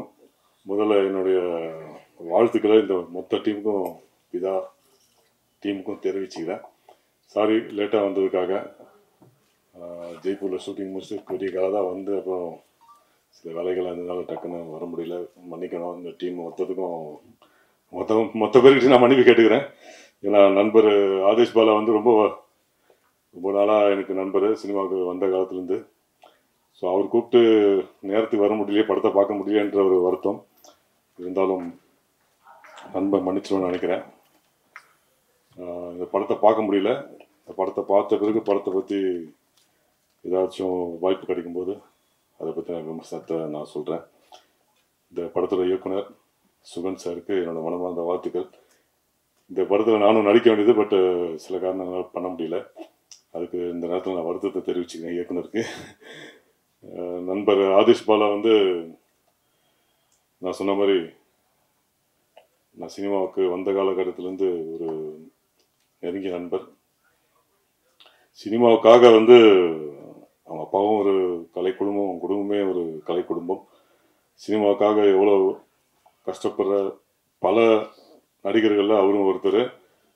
அவர் என்ன நினைச்சாரோ அந்த கோலை நோக்கி ஸ்டெப் பை ஸ்டெப்பாக வச்சுட்டு வந்துட்டுருக்காரு. இன்றைக்கி அந்த கோலை நெருங்கிட்டாருன்னு தான் நான் நம்புகிறேன். நானும் இத்தனை வருஷம் சினிமாவில் வந்து இருக்கும்போது பல நடிகர்களை பார்க்குறோம். எனக்கு எப்பவுமே ஒரு பெரிய ஹீரோ, பெரிய ஒரு இயக்குனர் அப்படின்னா உள்ளுக்குள்ளே ஒரு சின்ன ஒரு தயக்கம், பயம் இருக்கும். நான் வந்து எந்த ஒரு படப்பிடிப்பு படம், எந்த ஒரு குழு பார்த்தாலும், இந்த டேரக்டர் பார்த்தாலும், இந்த ஹீரோ பார்த்தாலும் நான் சாருன்னு தான் கூப்பிடுவேன். வந்த புதுசில் இப்போவும் வந்து அப்படி தான் கூப்பிட்டுருக்கேன். என்னுடைய வயசில் சின்னவங்களாக இருந்தாலும் சாருன்னு தான் கூப்பிட்டு பழக்கம். அது எவ்வளோ பெரிய நடிகராக இருந்தாலும், எவ்வளோ சின்ன நடிகராக இருந்தாலும். ஆனால் போடா வாடான்னு சொல்லி கூப்பிட்ற அளவுக்கு ஒரு ஹீரோ எனக்கு நண்பர்களாக இல்லையன்ற ஒரு வருத்தம் ரொம்ப நாளாக உண்டு. அந்த ஒரு வகையில் அந்த ஒரு ஏக்கத்தை தீர்த்து வைக்கிற ஒரு ஹீரோவா, ஒரு நண்பனா, போடா வாடான்னு கூப்பிட்ற அளவுக்கு ஒரு ஹீரோவா நம்ம ஆதேஷ் பாலா எனக்கு கிடைச்சிருக்காரு. ஏன்னா கண்டிப்பாக அந்த ஒரு பெரிய ஹீரோன்ற ஒரு அந்தஸ்தை விரைவில் அவன் அடைவான்னு நான் நம்புகிறேன். வாழ்த்துக்கள் நண்பா, எல்லாருக்குமே வாழ்த்துக்கள். நன்றி நன்றி.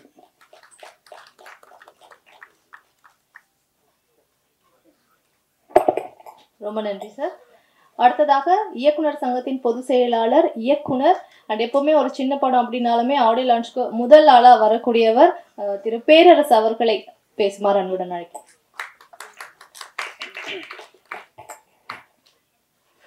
அனைவருக்கும் வணக்கம். பிதா ஒரு கடத்தல் கதை, ஒரு கலகலப்பான கடத்தல் கதை. ஃபர்ஸ்ட் ஹாஃப்லாம் ரொம்ப சுவாரஸ்யமாக, ரொம்ப ஒரு காமெடியாக இருந்துச்சு. அதுவும் நம்ம சாம்ஸ் ஃபர்ஸ்ட் ஹாஃபை தூக்கி நிறுத்திட்டார் அவர். சின்ன வயசில் வந்து எனக்கு பிடிச்ச காமெடி நடிகர்னா சுழிராஜன். அவர் பார்த்தா நம்மளுக்கு ஒரு பார்த்தா சிரிப்பு வந்துடும், அந்தளவுக்கு ஒரு நம்மளுக்கு பிடிச்ச நடிகர்.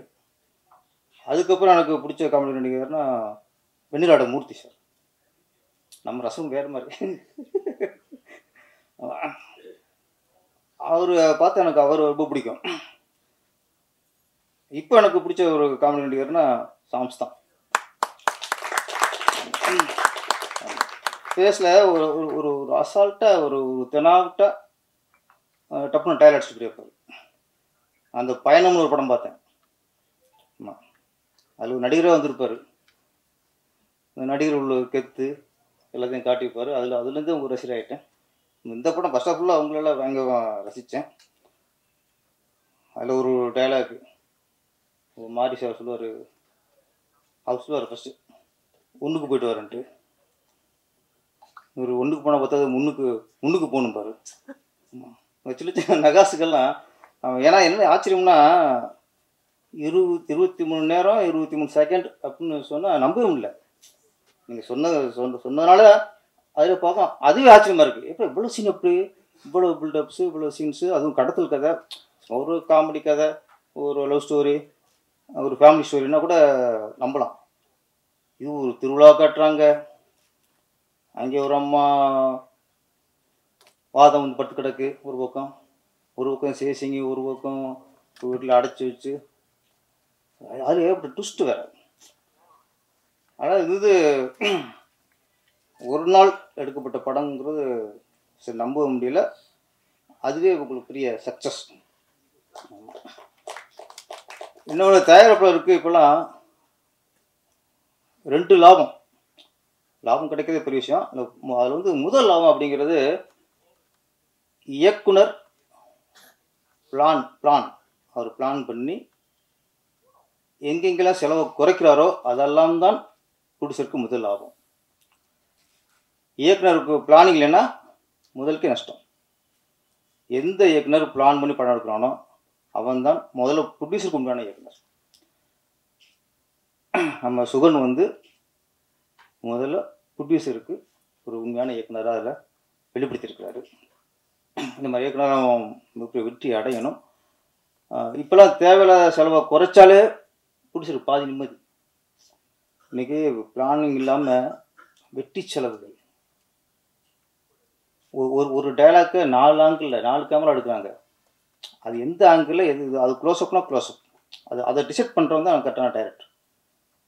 க்ளோஸ்அப் ஒரு டைலாக் போய் ஒரு ட்ராலி க்ரெயின் பேக்கில் ஃப்ரண்டில் வச்சு எடுத்து கடைசியாக எடிட்டருக்கு பெரிய தலைவலி வந்துடும். இப்போ உண்மையிலே இப்போல்லாம் ரொம்ப கஷ்டப்படுற யார் தெரியுமா? ஒன்று ப்ரொடியூசர், அடுத்து எடிட்டர்.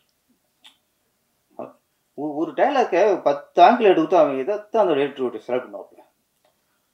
இன்றைக்கி உண்மையிலே எடிட்டர்லாம் ரொம்ப சம்பளம் அவங்களுக்கு அதிகம் கொடுக்கணும் சார். எடிட்டர் தான் அவங்க ரொம்ப கஷ்டப்படுறாங்க. அப்போலாம் அப்போ இல்லை. சீன் நம்பர் 12 ஷார்ட் 1 4 5 8 மாற்றி போய் கொடுப்போம். அதை கொண்டு போட்டால் போதும். அதை ஆர்டர் பண்ணாலே சீன் வந்துடும் எடிட்டருக்கு. இப்போல்லாம் அதெல்லாம் பண்ணவே முடியாது. அள்ளி கொட்டணும், அவன் பொறுக்குன்னு போவோம். பொறுக்கு அப்புறம் நான் அது இங்கே வைக்கலாம், இது இங்கே வச்சுக்கலாம், இதை வச்சுக்கலாம். அப்புறம் டைரக்டர் சண்டைகள் இதெல்லாம் இருக்குது. அது என்னென்னா இப்படி ஒரு சூழ்நிலையில் ஒரு நாளில் இவ்வளோ பிளான் பண்ணி கரெக்டாக அடிச்சுக்காரு. முதல்ல அவருக்கு சுகனுக்கு வாழ்த்துக்கள். அடுத்த இதில் நடித்த எல்லா நடிகர்களும் யாருமே சொல்ல போல. கடைசியாக அந்த அம்மா ரகனா பின்னிட்டாங்க. அப்படியே குடும்ப குத்துவிளக்கு வந்தாங்க, அப்புறம் குத்திட்டாங்க.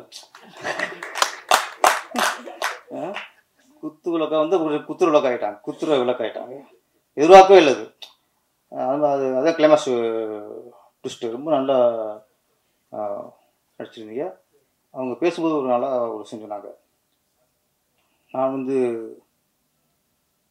இஸ்லாமிய பெண், இருந்தாலும் சிவனை கும்பிடுவேன். நாங்கள் இது சிறப்பு இல்லை, இன்னொரு மிகப்பெரிய சிறப்பு சொன்னாங்க. நான் சாமி கும்பிட்டதை விட கேமராவை கும்பிட்டதுன்னு அதிகம். நாங்கள் நமக்கு எந்த மதமாக இருக்கலாம், எந்த சாமியும் கும்பிடலாம், ஆனால் செய்யும் தொழில் தான் தெய்வம். அதனால் நீங்கள் அந்த தொழிலை தெய்வம் நினைக்கிறீங்களே, இன்னும் பெருசாக நீங்கள் முன்னுக்கு வந்துடுவீங்க. நடிச்சிருந்தீங்க. உண்மையிலேயே அவ்வளோ சாப்பிட்றது டக்குன்னு அந்த டெரர் ஃபேஸ் மாறிச்சு வாங்க. நாங்களும் மிரண்டோம், என்னடா இவ்வளோ ஒரு டெரர் ஆட்டு. நான் உண்மையிலே அந்த புருஷங்காரன் என் பொண்டாட்டி அப்படிங்க ஒன்று நம்புது அப்படிங்கும்போது வேறு மாதிரி ஓகே. அப்படி இந்த காலத்தில் இப்படி ஒரு பொண்டாட்டி இருக்குமான்னு நினச்சிக்கிருக்கேன். நான் இப்படி நினச்சிடாதீங்க, நாங்களாம் இப்படி தான் இருப்போம்ட்டு. அந்த அந்த உங்கள் கேரக்டர் சரி, டேரக்டர் அந்த ட்விஸ்ட்டு சூப்பர், அதை சொல்லி பண்ணோம். இப்போல்லாம் எல்லாம் கதை தெரியும், முன்ன மாதிரி இல்லை. இப்போல்லாம் ஒரு ஷோ தாங்க. அதுக்கப்புறம் கதை தெரிஞ்சு தான் ஆடியன்ஸ் படம் பார்க்கலாம். நம்ம பெருசாக ட்விஸ்ட்டு மக்களுக்கு தெரிஞ்சிடக்கூடாது, இந்த சீன் தெரிஞ்சக்கூடாது, அதெல்லாம் நம்ம அப்படி நினச்சோம்னா அந்த டேரக்டரில் முட்டாள். எவ்வளோ ஒரு படம் பெரிய 200 கோடிக்கு எடுக்க படமும் ஒரு ஷோ தான். அதுக்கப்புறம் அவனுக்கு கதை தெரிஞ்சு தான் பார்ப்பான். கதை தெரிஞ்சே படம் பார்க்கும்போது அந்த படம் இன்ட்ரெஸ்டிங்காக இருந்தால் தான் அது சிறந்த திரைக்கதை படம். இந்த படம் கதை தெரிஞ்சே பார்த்தாலும் இன்ட்ரெஸ்டிங்காக இருக்கும். அந்த அளவுக்கு பண்ணியிருக்காரு. ரெகானா மட்டும்ல ஒரு மாதிரி வரலாம். அங்கேயும் 2 பேரும் கவுண்டர் சிங்கர் காம்பினேஷன் மாதிரி ஆகிப்போச்சு. உங்கள் காம்பினேஷன் எதாச்சும் சொன்னாலும் சிரிக்கிற மாதிரி ஆகிப்போச்சு. அப்புறம் இந்த படத்தில் முக்கியமான கதாபாத்திரம் ஆதேஷ் பாலா. ஆமாம்,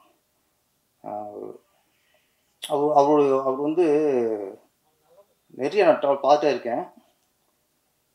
நம்ம நடிக்கிறது, முயற்சி, இதெல்லாம் விட போராடிட்டே இருக்கிற வாழ்க்கை ஒன்று இருக்குல்ல, அது சினிமாவில் ரொம்ப அது கொஞ்சம் அது இருக்கணும். அது என்றைக்காவது பெருசாக கொஞ்சம் நிறுத்திடும். சின்ன சின்ன போராட்டி இருந்தார். இந்த படம் உங்களுக்கு அடுத்த கட்டம். ஆதேஷ் பாலாவுக்கு இந்த விதா வந்து அவருக்கு வந்து அப்பா பாரு பார்த்தாலும் ஆமாம், அம்மா அப்பா பாசம் உள்ளவர். ஆமாம், அப்பா ஆசிரம் என்றைக்கு வேணும்னு சொல்லிட்டு இருப்பார். பிதாவும் உனக்கு அப்பா தான். ஆமாம், அதனால் இந்த பிதாவை எங்கள் அப்பாவை நடிச்சிருங்க. இந்த பிதாவை வந்து உங்களுக்கு ஆசிரம் பண்ணி பெரிய நடிகராக ஆகிவிட்டோம். நடிகர்களுக்கு என்னென்னா, இப்போது அசிஸ்டண்ட்டாக ஒர்க் பண்ணுவாங்க, எடிட்டர் அசிஸ்டண்டாக இருப்பாங்க, கேமரா ஒர்க் பண்ணுவாங்க, செட்டாளாக இருப்பாங்க, ஆர்ட் பண்ண இருப்பாங்க. இந்த நடிகர்களுக்கும் இந்த டெக்னீஷியனுக்கும் என்ன வித்தியாசம்னா, இப்போ இந்த டெக்னீஷியன் ஏதாவது கஷ்டம் வந்து சினிமாவில் போராட முடியலை, சமாளிக்க முடியல அப்படின்னா வேறு வேலைக்கு போயிடலாம், எங்கேயாவது வேலைக்கு போயிடுவாங்க. ஆனால் அந்த நடிகர்களுக்கு பெரிய சவால் அது, அது பெரிய ஒரு சாபம். சில நேரத்தில் ஒரு முகம் தெரிஞ்ச நடிகர் ஆகிட்டா அவங்களுக்கு வேறு எந்த வந்து வேலைக்கும் போக முடியாது. நம்ம நினைப்போம் நடிகர் சுகமாக இருக்காங்க. வெற்றி அடைஞ்ச நடிகர்களுக்கும் அந்த புகழும் அந்த இதுவும் கொஞ்சம் சில நேரத்தில் சாபம் மாறிடும். வெற்றி அடையாத நடிகர்களுக்கும் அது பெரிய ஒரு சாபம் மாறும். ஏன்னா இதை விட்டு அப்புறம் அவங்களுக்கு வேறு வழி இல்லை, இதிலே தான் கிடக்கணும், இதில் தான் நடிச்சாகணும், இதில் தான் போராடி ஆகணும். அதில் சில இயக்குநர்கள் அவங்க சில கண்டிஷன் போடுவாங்க. என் படத்தில் முகம் தெரிஞ்ச நடிகர்களே இருக்கக்கூடாது, தெரிஞ்ச முகமாக இருக்கக்கூடாது, ஃபுல்லாக செலக்ட் பண்ணுவாங்க. ஆனால் ஹீரோக்கு மட்டும் பெரிய ஆளாக இருப்பாங்க, அதுவும் தெரிஞ்ச முகமாக இருக்கலாம். மற்ற அப்பா கேரக்டர், அன்னி கேரக்டர், இந்த சின்ன சின்ன கேரக்டர்லாம் படத்தில் நடிக்காத ஆளாக இருக்குன்னு தேடுவாங்க. அது என்னென்ன தெரியல எனக்கு. அவங்க எத்தனை இப்போ ராதாரவி சாராக இருக்கட்டும், வடிவரிசமாவாக இருக்கட்டும், எத்தனை நடிக்கிறோம் அவங்க மாதிரிலாம் மீறி யாரும் நடிக்க முடியாது. ஆனால் அவங்களாம் பழைய முகம். அப்போ நீ ஹீரோ புதுசாக போட்டுங்கிறேன். ஹீரோ மட்டும் உங்களுக்கு பிஸ்னஸுக்கு உங்களுக்கு மார்க்கெட் உள்ள பழைய நடிகர்கள் தேவைப்படுது, சின்ன சின்ன ஆர்டிஸ்ட் விட்டுறாங்க. ஏன் சொல்கிறேன்னா, இந்த நடிகர்களுக்கெல்லாம் அவங்க வேறு வேலை போக முடியாதுங்க, இதுக்குள்ளே தான் வாழ்ந்து ஆகணும். இதை விட்டு எங்கேயும் போவாங்க. அப்போது ஒரு வர இயக்குநர்கள் நீங்களாம் அவங்களுக்கு வாய்ப்பு கொடுக்கலன்னா அவங்க கதி என்ன ஆகிறது? எத்தனை புதுசாக வந்துட்டு எவ்வளோ இறக்குவீங்க இங்கே? நான் சரி சின்ன நடிக்கும்போது இந்த ரஜினி சார் வச்சுங்க, ரஜினி சார் சூப்பர் ஸ்டார் இருக்கட்டும், அவர் மனுஷன்தான், அவருக்குள்ளேயும் ஒரு ஆதங்கம் இருக்கும். எங்கேயாவது ஒரு இடத்துல ஒரு சராசரி மனுஷனாக வாழணும்னு ஆசைப்படலாம். பாருங்கள், ஒரு அம்பானி கல்யாணத்துக்கு போனார், ஆடும்போது அவரும் சராசரி மனுஷன் தான். அந்த இடத்துல ஒரு வெளிப்பாடு ஒரு டான்ஸ் கொண்டு போட்டார், தேச குற்றமாக போயிடுச்சு. ரஜினி எப்படி ஆடலாம், ரஜினி இப்போ எங்கே ஆடலாம், நீ போய் ஆடு. நான் சொல்கிறேன், ஒரு நடிகர் சூப்பர் ஸ்டார் தான் என்ன உங்களுக்கு அடிமை? அவர் எப்போதும் அவரு எல்லா உணர்ச்சியும் கட்டுப்படுத்தி அப்படியே அமைதியாக அப்படியே முத்திரை வச்சுட்டே உட்காரணும். அவர் சில இடங்களில் அவர்களும் மனிதர்களாக சராசரி மனிதராக வாழ விடுங்க. இதெல்லாம் போய் பெருசாக ஒரு விமர்சனம் பண்ணிக்கிட்டு இதெல்லாம் பார்க்கும்போது அவருக்கு இங்கே கூனி குருவார் இல்லைன்னா ஒரு சின்ன ஒரு இடத்துல சந்தோஷப்பட்டோம், ஆடிட்டோம், இது ஒரு பெரிய குற்றம் மாதிரி. இது ஆயிரத்துக்கு பிரச்சனை இருக்குது நாட்டில், அதை பற்றி பேச மாட்டாங்க. நடிகர் வந்து இங்கே ஆடிட்டார், இங்கே யாருக்கு இங்கே சுட்டு கொலை போடுவாங்க, வெட்டி கொலை போடுவாங்க, கலாச்சாரம் குடிச்சாவாங்க. இதெல்லாம் பிரச்சனை, நாட்டு பிரச்சனை நம்மளுக்கு. அதான் பிரச்சனை இல்லை. ஒரு நடிகை உங்கள் கல்யாண வீட்டில் வேண்டாம் சின்ன மூங்கல் போட்டால் பெரிய பிரச்சனை நம்மளுக்கு. நான் சொன்ன ஆதேஷ் பழுதா மகேந்திரன் இவரில் என்ன பெரிய நடிகர் ஆகிட்டாரா? பெரிய நடிகர் இன்னும் போராடிக்கிருக்காரு, எல்லா திறமையும் அவருக்கு இருக்கு. டான்ஸ் ஆடுவார், நல்லா ஃபைட் பண்ணுவார், சென்டிமெண்ட்ஸ்ன்னு பிச்சு உதறுவார். ஏன் இன்னும் எத்தனை வருஷம் போடுவார் அவர்? ஆனால் ஒரு நாளைக்கு அதுக்கான இடத்த பிடிப்பாங்க அவங்க. ஆதேஷ் பழமும் இது இன்னும் மிகப்பெரிய ஒரு இடத்த அவர் பிடிப்பார். ஆனால் என்னன்னா எங்களுக்கு போராட்டத்துக்கு இருக்கிறதே உங்களுக்கு வாழ்க்கை இல்லைங்க. ஒரு ஸ்டேஜில் அவங்களுக்கும் ஒரு வெற்றி அடைஞ்சிட்டோம் அப்படி ஒரு வரணும். நிறையா அது பேர் எங்கேயோ போய் இந்த யூடியூப்பில் என்னென்னமோ பண்ணுறாங்க, பேசுகிறதெல்லாம் கெட்ட வார்த்தையும் பேசுவாங்க. அவங்களுக்கு தேடி போகுது சினிமா, அவங்களுக்கு தேடி போகுது. இங்கே எத்தனை நடிக்கிறதுக்கு எத்தனை பேர் இருக்காங்க, இங்கே எவ்வளோ கஷ்டப்படுத்துறாங்க, எத்தனை நடிகர்கள் வீட்டோட கொடுக்காம கஷ்டப்பட்டுருக்காங்க. நம்ம யாரை தேடுறோம்? இயக்குநர்கள் அசிங்கமாக ஆபாசமாக பேசுகிறவங்களையும் அது மூலியமா வியூவர்ஸை ஏற்றுறவங்களுக்கும் அம்மா தேடிக்கிருக்காங்க. ஏற்கனவே வியூவர்ஸ் இருக்குது, படம் போட்டுட்டு இருக்கு. நம்ம கேபிள் சங்கர் சார் எவ்வளோ விஷயம் சொன்னார். என்ன சொல்கிறேன், வர ப்ரொடியூசர்கள் வந்து ஒரு டேரக்டர் நம்பிடுறாங்க, இந்த கதை நல்லா இருக்குது படம் பண்ணிடுவோம் ஒன்று வந்துடுறாங்க. தயவுசெய்து வர ப்ரொடியூசர்கள் இயக்குனர் மட்டும் நம்பாதீங்க, கதை பிடிச்சிருக்கா படம் பண்ணுங்க. ஆனால் அதுக்கு முன்னாடி சினிமானா என்ன, பேட்டானா என்ன, கன்வென்ஷன் என்ன, யாருக்கு என்ன சம்பளம், யூனிட்டுக்கு என்ன சம்பளம், எல்லாம் தெரியணும். பிஸ்னஸ் என்ன ஆகும், இந்த படத்துக்கு பிஸ்னஸ் ஆகுமா ஆகாதா, என்னென்ன பிஸ்னஸ்ஸு எல்லாம் தெரிஞ்சுக்கிட்டா தான் அவங்க பிடிச்சிருந்து உட்கார ஒரு ஏதாவது படத்தை கொஞ்சம் லாபம் பார்க்க முடியும். வர சின்ன பிடிச்சலாம் இந்த கேபிள்ஸ் வேறு ஐயாயிர போய் ஒரு அட்வைஸ் கேட்கலாம். ஏன்னா பிடிச்சிருக்க எத்தனையோ பேர் பிடிச்சிருக்காங்க, நிறைய ஒரு அனுபவங்களும் பிடிச்சிருக்காங்க. அவங்கள்ட்ட கொஞ்சம் கேட்டு தெரிஞ்சுக்கணும். நீங்கள் முதல்ல உங்களுக்கு கதையை கேளுங்க, கதை பிடிச்சா படம் பண்ணுங்க. அதுக்கப்புறம் சினிமானா என்ன, இந்த படம் டேரக்டர் இவ்வளோ படிச்சுட்டு சொல்லிட்டாரு, இது சரியாக வருமா, இதுக்கான ஒரு ஆலோசனை சொல்கிறேன். நீங்கள் ஆலோசனை கேட்காம படத்தை எடுத்துக்கிட்டு கடைசியாக பிஸ்னஸ் பண்ண முடியல, எந்த ஏரியா விற்கலை, படம் வந்து போட்ட காசு வர்றதை விட பின்னாச்சுன்னா அதுக்கப்புறம் ரிலீஸுக்கு பணம் கொடுக்க முடியாது. நிறைய பேர் படம் 2 கோடி படம் பண்ணிடுறாங்க, 1 பைசா தீர்ப்பு வர மாட்டேங்குது. அப்புறம் ரிலீஸ் பண்ணுறதுக்கு 40 லட்சம். இதுதான் இன்றைக்கி நிலைமை. அதானே சார் கேப்ஷன் சார்? படம் பண்ணிட்டோம், அப்புறம் அது கௌரவத்துக்காக படம் முட்டமே அப்படி வச்சுருந்தா அசிங்கமாக போயிருங்கிறதுக்காக கௌரவத்துக்காக திருப்பி 40 லட்சம் 50 லட்சம் செலவு பண்ணி அவங்களே எல்லா தேட்டரும் பேசி ரிலீஸ் பண்ணுறாங்க. இதெல்லாம் போகணுன்னா கொஞ்சம் ஆலோசனை கேட்கணும். நம்ம சிவராம் சாரா, சிவராஜ் சார், அவர் 3 மணிக்கான நேரம் எல்லாம் கற்றுட்டு அவருக்கு ஆலோசனை தேவையில்லை நினைக்கிறேன். ஏன்னா 3 இடம் பண்ணியிருக்காரு, எல்லா விஷயம் நீங்கள் கற்றுருப்பீங்க. நம்ம சுகன் சார், நீங்கள் வந்து பிளான் பண்ணி 23 மணி நேரம் 23 நிமிஷத்தில் படம் பண்ணியிருக்கீங்க. அது உங்க அதையும் தரமாக பண்ணியிருக்கீங்க. திரும்ப அடுத்த முயற்சிகள் இது மாதிரி நீங்கள் பண்ண வேணாம். ஒரு சாதனை போதும். நீங்கள் அதுக்கப்புறம் நீங்கள் ஒரு 20 நாள் 30 நாள் கூட படம் பண்ணுங்க. தேவையில்லாமல் ஒரு 100 நாள் 150 நாள் பண்ணாமல் உங்கள் கதைக்கு என்னையோ என்னமோ அது நாட்களை குறைச்சிக்குங்க. ஏன்னா இதுவே இதை சாதனை வாழ்க்கை ஓட்டிகிட்டு இருக்க முடியாது. இன்னும் அடுத்த கட்டத்துக்கு போகணும், இன்னும் தரமான படங்களை கொடுக்கணும், இன்னும் நல்ல ஒரு மிகப்பெரிய வெற்றி படங்கள்லாம் கொடுக்க வேண்டியிருக்கு. அடுத்து இங்கே பிளான் பண்ணி ப்ரொடியூசருக்கு வீண் செலவு இல்லாமல் படத்தை பண்ணுங்கள். இந்த படம் மிகப்பெரிய வெற்றி அடைய வேண்டும். ஏன்னா இது நடித்த எல்லா நடிகர்களுமே சின்ன சின்ன நடிகர்கள் தான். அதனால் இந்த படம் வெற்றி அடைஞ்சால் சாங்ஸ் இன்னும் பெரிய ஒரு நாளைக்கு ஒரு 10 லட்சம் வாங்குற மாதிரி. ஆமாம், நான் கூப்பிட்டா ஒரு நாளைக்கு 5 லட்சம் வாங்கிக்கணுங்க. மற்ற டைரக்டர்லாம் 10 லட்சம் வாங்கிக்கணுங்க. இந்த மாதிரி எல்லாம் இருந்தால் சம்பத்ராம் எல்லாருமே சினிமாவை கட்டி பிடிச்சி உருளாருங்க. அதான் வேற ஒன்றும் சொல்ல என்னால். சினிமாவை கட்டி பிடிச்சி விட மாட்டாங்க அவங்களாம். அவர் ஆமாம், இங்கே தான். ஆமாம், நான் சொல்ல உண்மை தானே, எங்கேயும் போவோம் நடிகர்கள். அதனால் நடிகர்களில் தயவுசெய்து சினிமா இளம் இயக்குநர்கள் வந்து சினிமாவை நம்பியிருக்க நடிகர்களை கைவிடாதீங்க. நன்றி, வணக்கம்.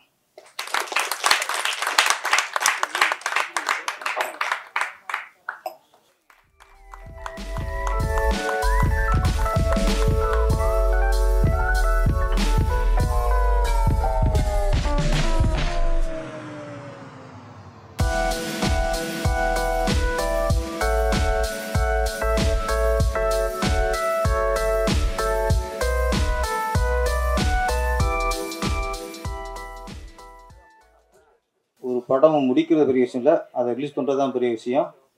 நம்ம ஜெனிஸ் அவர்கள் ஆக்ஷன் ரியாக்ஷன் நம்ம கூட ரேட் மாதிரியே இருக்குது. கம்பெனி இந்த ரிலீஸ் பண்ணுறதுக்கு உண்மையிலேயே வாழ்த்து. நன்றி சார். உங்கள் பையன் இங்கே இவன் தாங்க படத்தில் பேசலை, ஆனால் பேச வச்சுட்டாம்ல. உண்மையிலே ஆக்சுவலி இவன் தான் மினி ஹீரோ. அதில் பெரிய ஆளாக வரணும். ஆமாம், விஜய் வந்து சின்ன நடிச்சார் ஒன்றே மாதிரி, அப்புறம் பெரிய ஹீரோ ஆகிட்டார், பின்னாடி பெரிய ஹீரோ ஆயிரு. ஓகே.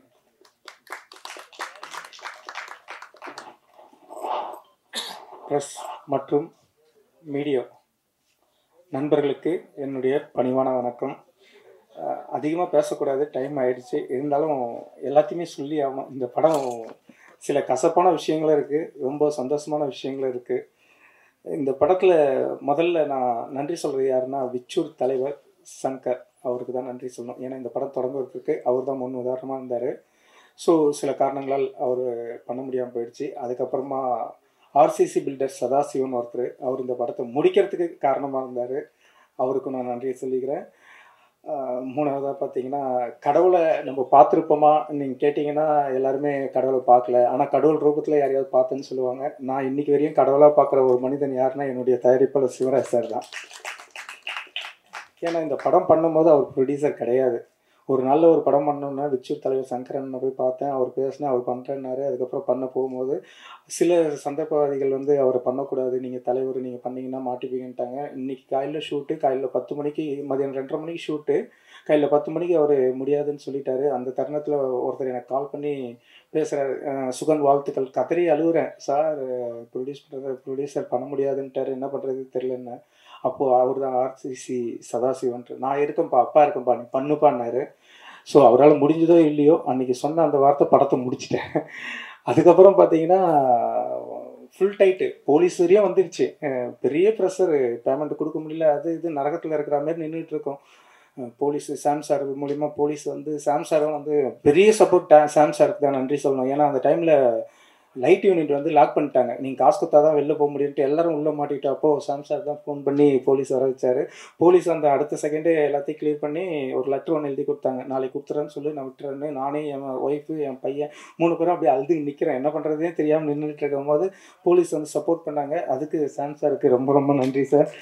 அதுக்கப்புறமா பார்த்தீங்கன்னா அடுத்த நாள் சண்டே என்னால் எங்கேயும் போக முடியல. அப்போது வீட்டில் இருந்தாங்க, அது இதெல்லாம் எடுத்து போயிட்டு ஒரு இடத்துல போயிட்டு கொடுத்துட்டு கேஷை வாங்கி அப்புறம் சிவா சாரை வந்து நான் அவர் ஆஃபீஸில் போய் பார்க்குறேன். அவர் சார் வந்து எனக்கு ஒரு 10 வருஷமாக தெரியும். சிவா சார் ஆஃபீஸில் போய் பார்க்கும்போது நான் ஒரே வார்த்தை தான் சொன்னேன், சார் எனக்கு கடவுள் யாருன்னு தெரியாது, ஆனால் உங்களை நான் இன்றைக்கி கடவுளாக பார்க்குறேன், நான் இன்றைக்கி உயிரோடு இருக்கணும்னா அதுக்கு நீங்கள் தான் சார் ஹெல்ப் பண்ணணும் அப்படின்னு சொன்னேன். அவர் அப்படியா சரிப்பா ஓகே ஒரு 5 நிமிஷம் வெளில வெயிட் பண்ணுனார். நான் வெளில போயிட்டு வெளில போகிறேன், அடுத்த செகண்டு என் செல்லில் ஒரு 10 லட்ச ரூபா போட்டு விட்டார். ஸோ என்னால் இன்றைக்கி வரையும் நினச்சே பார்க்க முடியாது. அந்த ஒரு செகண்ட் என்னுடைய உயிரை விடுறதுக்கு ரெடியாக இருந்தேன். ஆனால் அவர் பார்த்துட்டு நான் செஸ்ட்டு அப்படி போயிட்டு வரதுக்குள்ளேயே என் அக்கௌண்ட்டுக்கு 10 lakhs வரும்போது கடவுள் இருக்காருன்றதை நான் அன்றைக்கி தான் உணர்ந்தேன். இன்றைக்கி வரையும் நீங்கள் என்ன வேணால் நினச்சிங்க, கடவுளான்னு நினைக்கிற ஒரு மனிதர் யாருன்னா அது என்னுடைய ப்ரொடியூசர். அவருக்கு என்றைக்குமே நான் கடமைப்பட்டிருக்கேன். நான் மட்டும் இல்லை, என்னுடைய குழந்தை எல்லாருமே என் ஃபேமிலியே அவர் கடமைப்பட்டிருக்கோம். இன்றைக்கி இந்த இடத்துல நிற்கிறதுக்கு காரணம் சிவா சார் தான். சார் மீண்டும் மீண்டும் உங்களுக்கு என்னுடைய லைஃப் ஃபுல்லாக நான் இந்த லைஃப் மறக்க மாட்டேன். ஸோ நன்றி சார். அடுத்ததாக இந்த படத்தில் என்னுடைய முக்கியமாக சொல்லணும்னா என்னுடைய அசிஸ்டண்ட். இந்த படம் நீங்கள் நினச்சிட்ருக்கீங்க 23 hours 23 minutes ஷூட்டிங் மட்டும்தான் எடுத்திருக்கேன்னு நீங்கள் நினச்சிருப்பீங்க. ஷூட்டிங் மட்டும் இல்லைங்க, அங்கே போஸ்ட் ப்ரொடக்ஷனே நடந்துச்சு, மேலே எடிட்டிங் நடந்துகிட்ருக்கோம், லைவ் டப்பிங்கு, யாருமே இது பண்ண முடியாது. ஒரு சீன் எடுத்து அடுத்த சீன் வந்து அந்த கார்டை எடுத்துக்கிட்டு பரமா வந்து கார்டை எடுத்துகிட்டு கேமராமேன் எடுத்து டிஐடி கிட்ட ஓடுவான். டிஐடி கிட்ட ஓடனோடனே அங்கே டிஐடியிலேருந்து ஸ்டீனு இவன் வந்து அங்கே இவன் கொடுத்துட்டு வந்துடுவான். அங்கேருந்து அந்த கார்டை எடுத்துன்னு போய் அதை கன்வெர்ட் பண்ணி அங்கேருந்து எடிட்டர் கிட்ட போகும். மேலே எடிட்டர் அதை பண்ணிகிட்டு இருப்பார். அங்கேருந்து அப்படியே மியூசிக் டேரக்டர் வந்துட்டு இந்த ரூம்லாம் மியூசிக் பண்ண முடியாதுப்பா, என்னால் பண்ண முடியாது, கோச்சிங் போயிட்டாரு.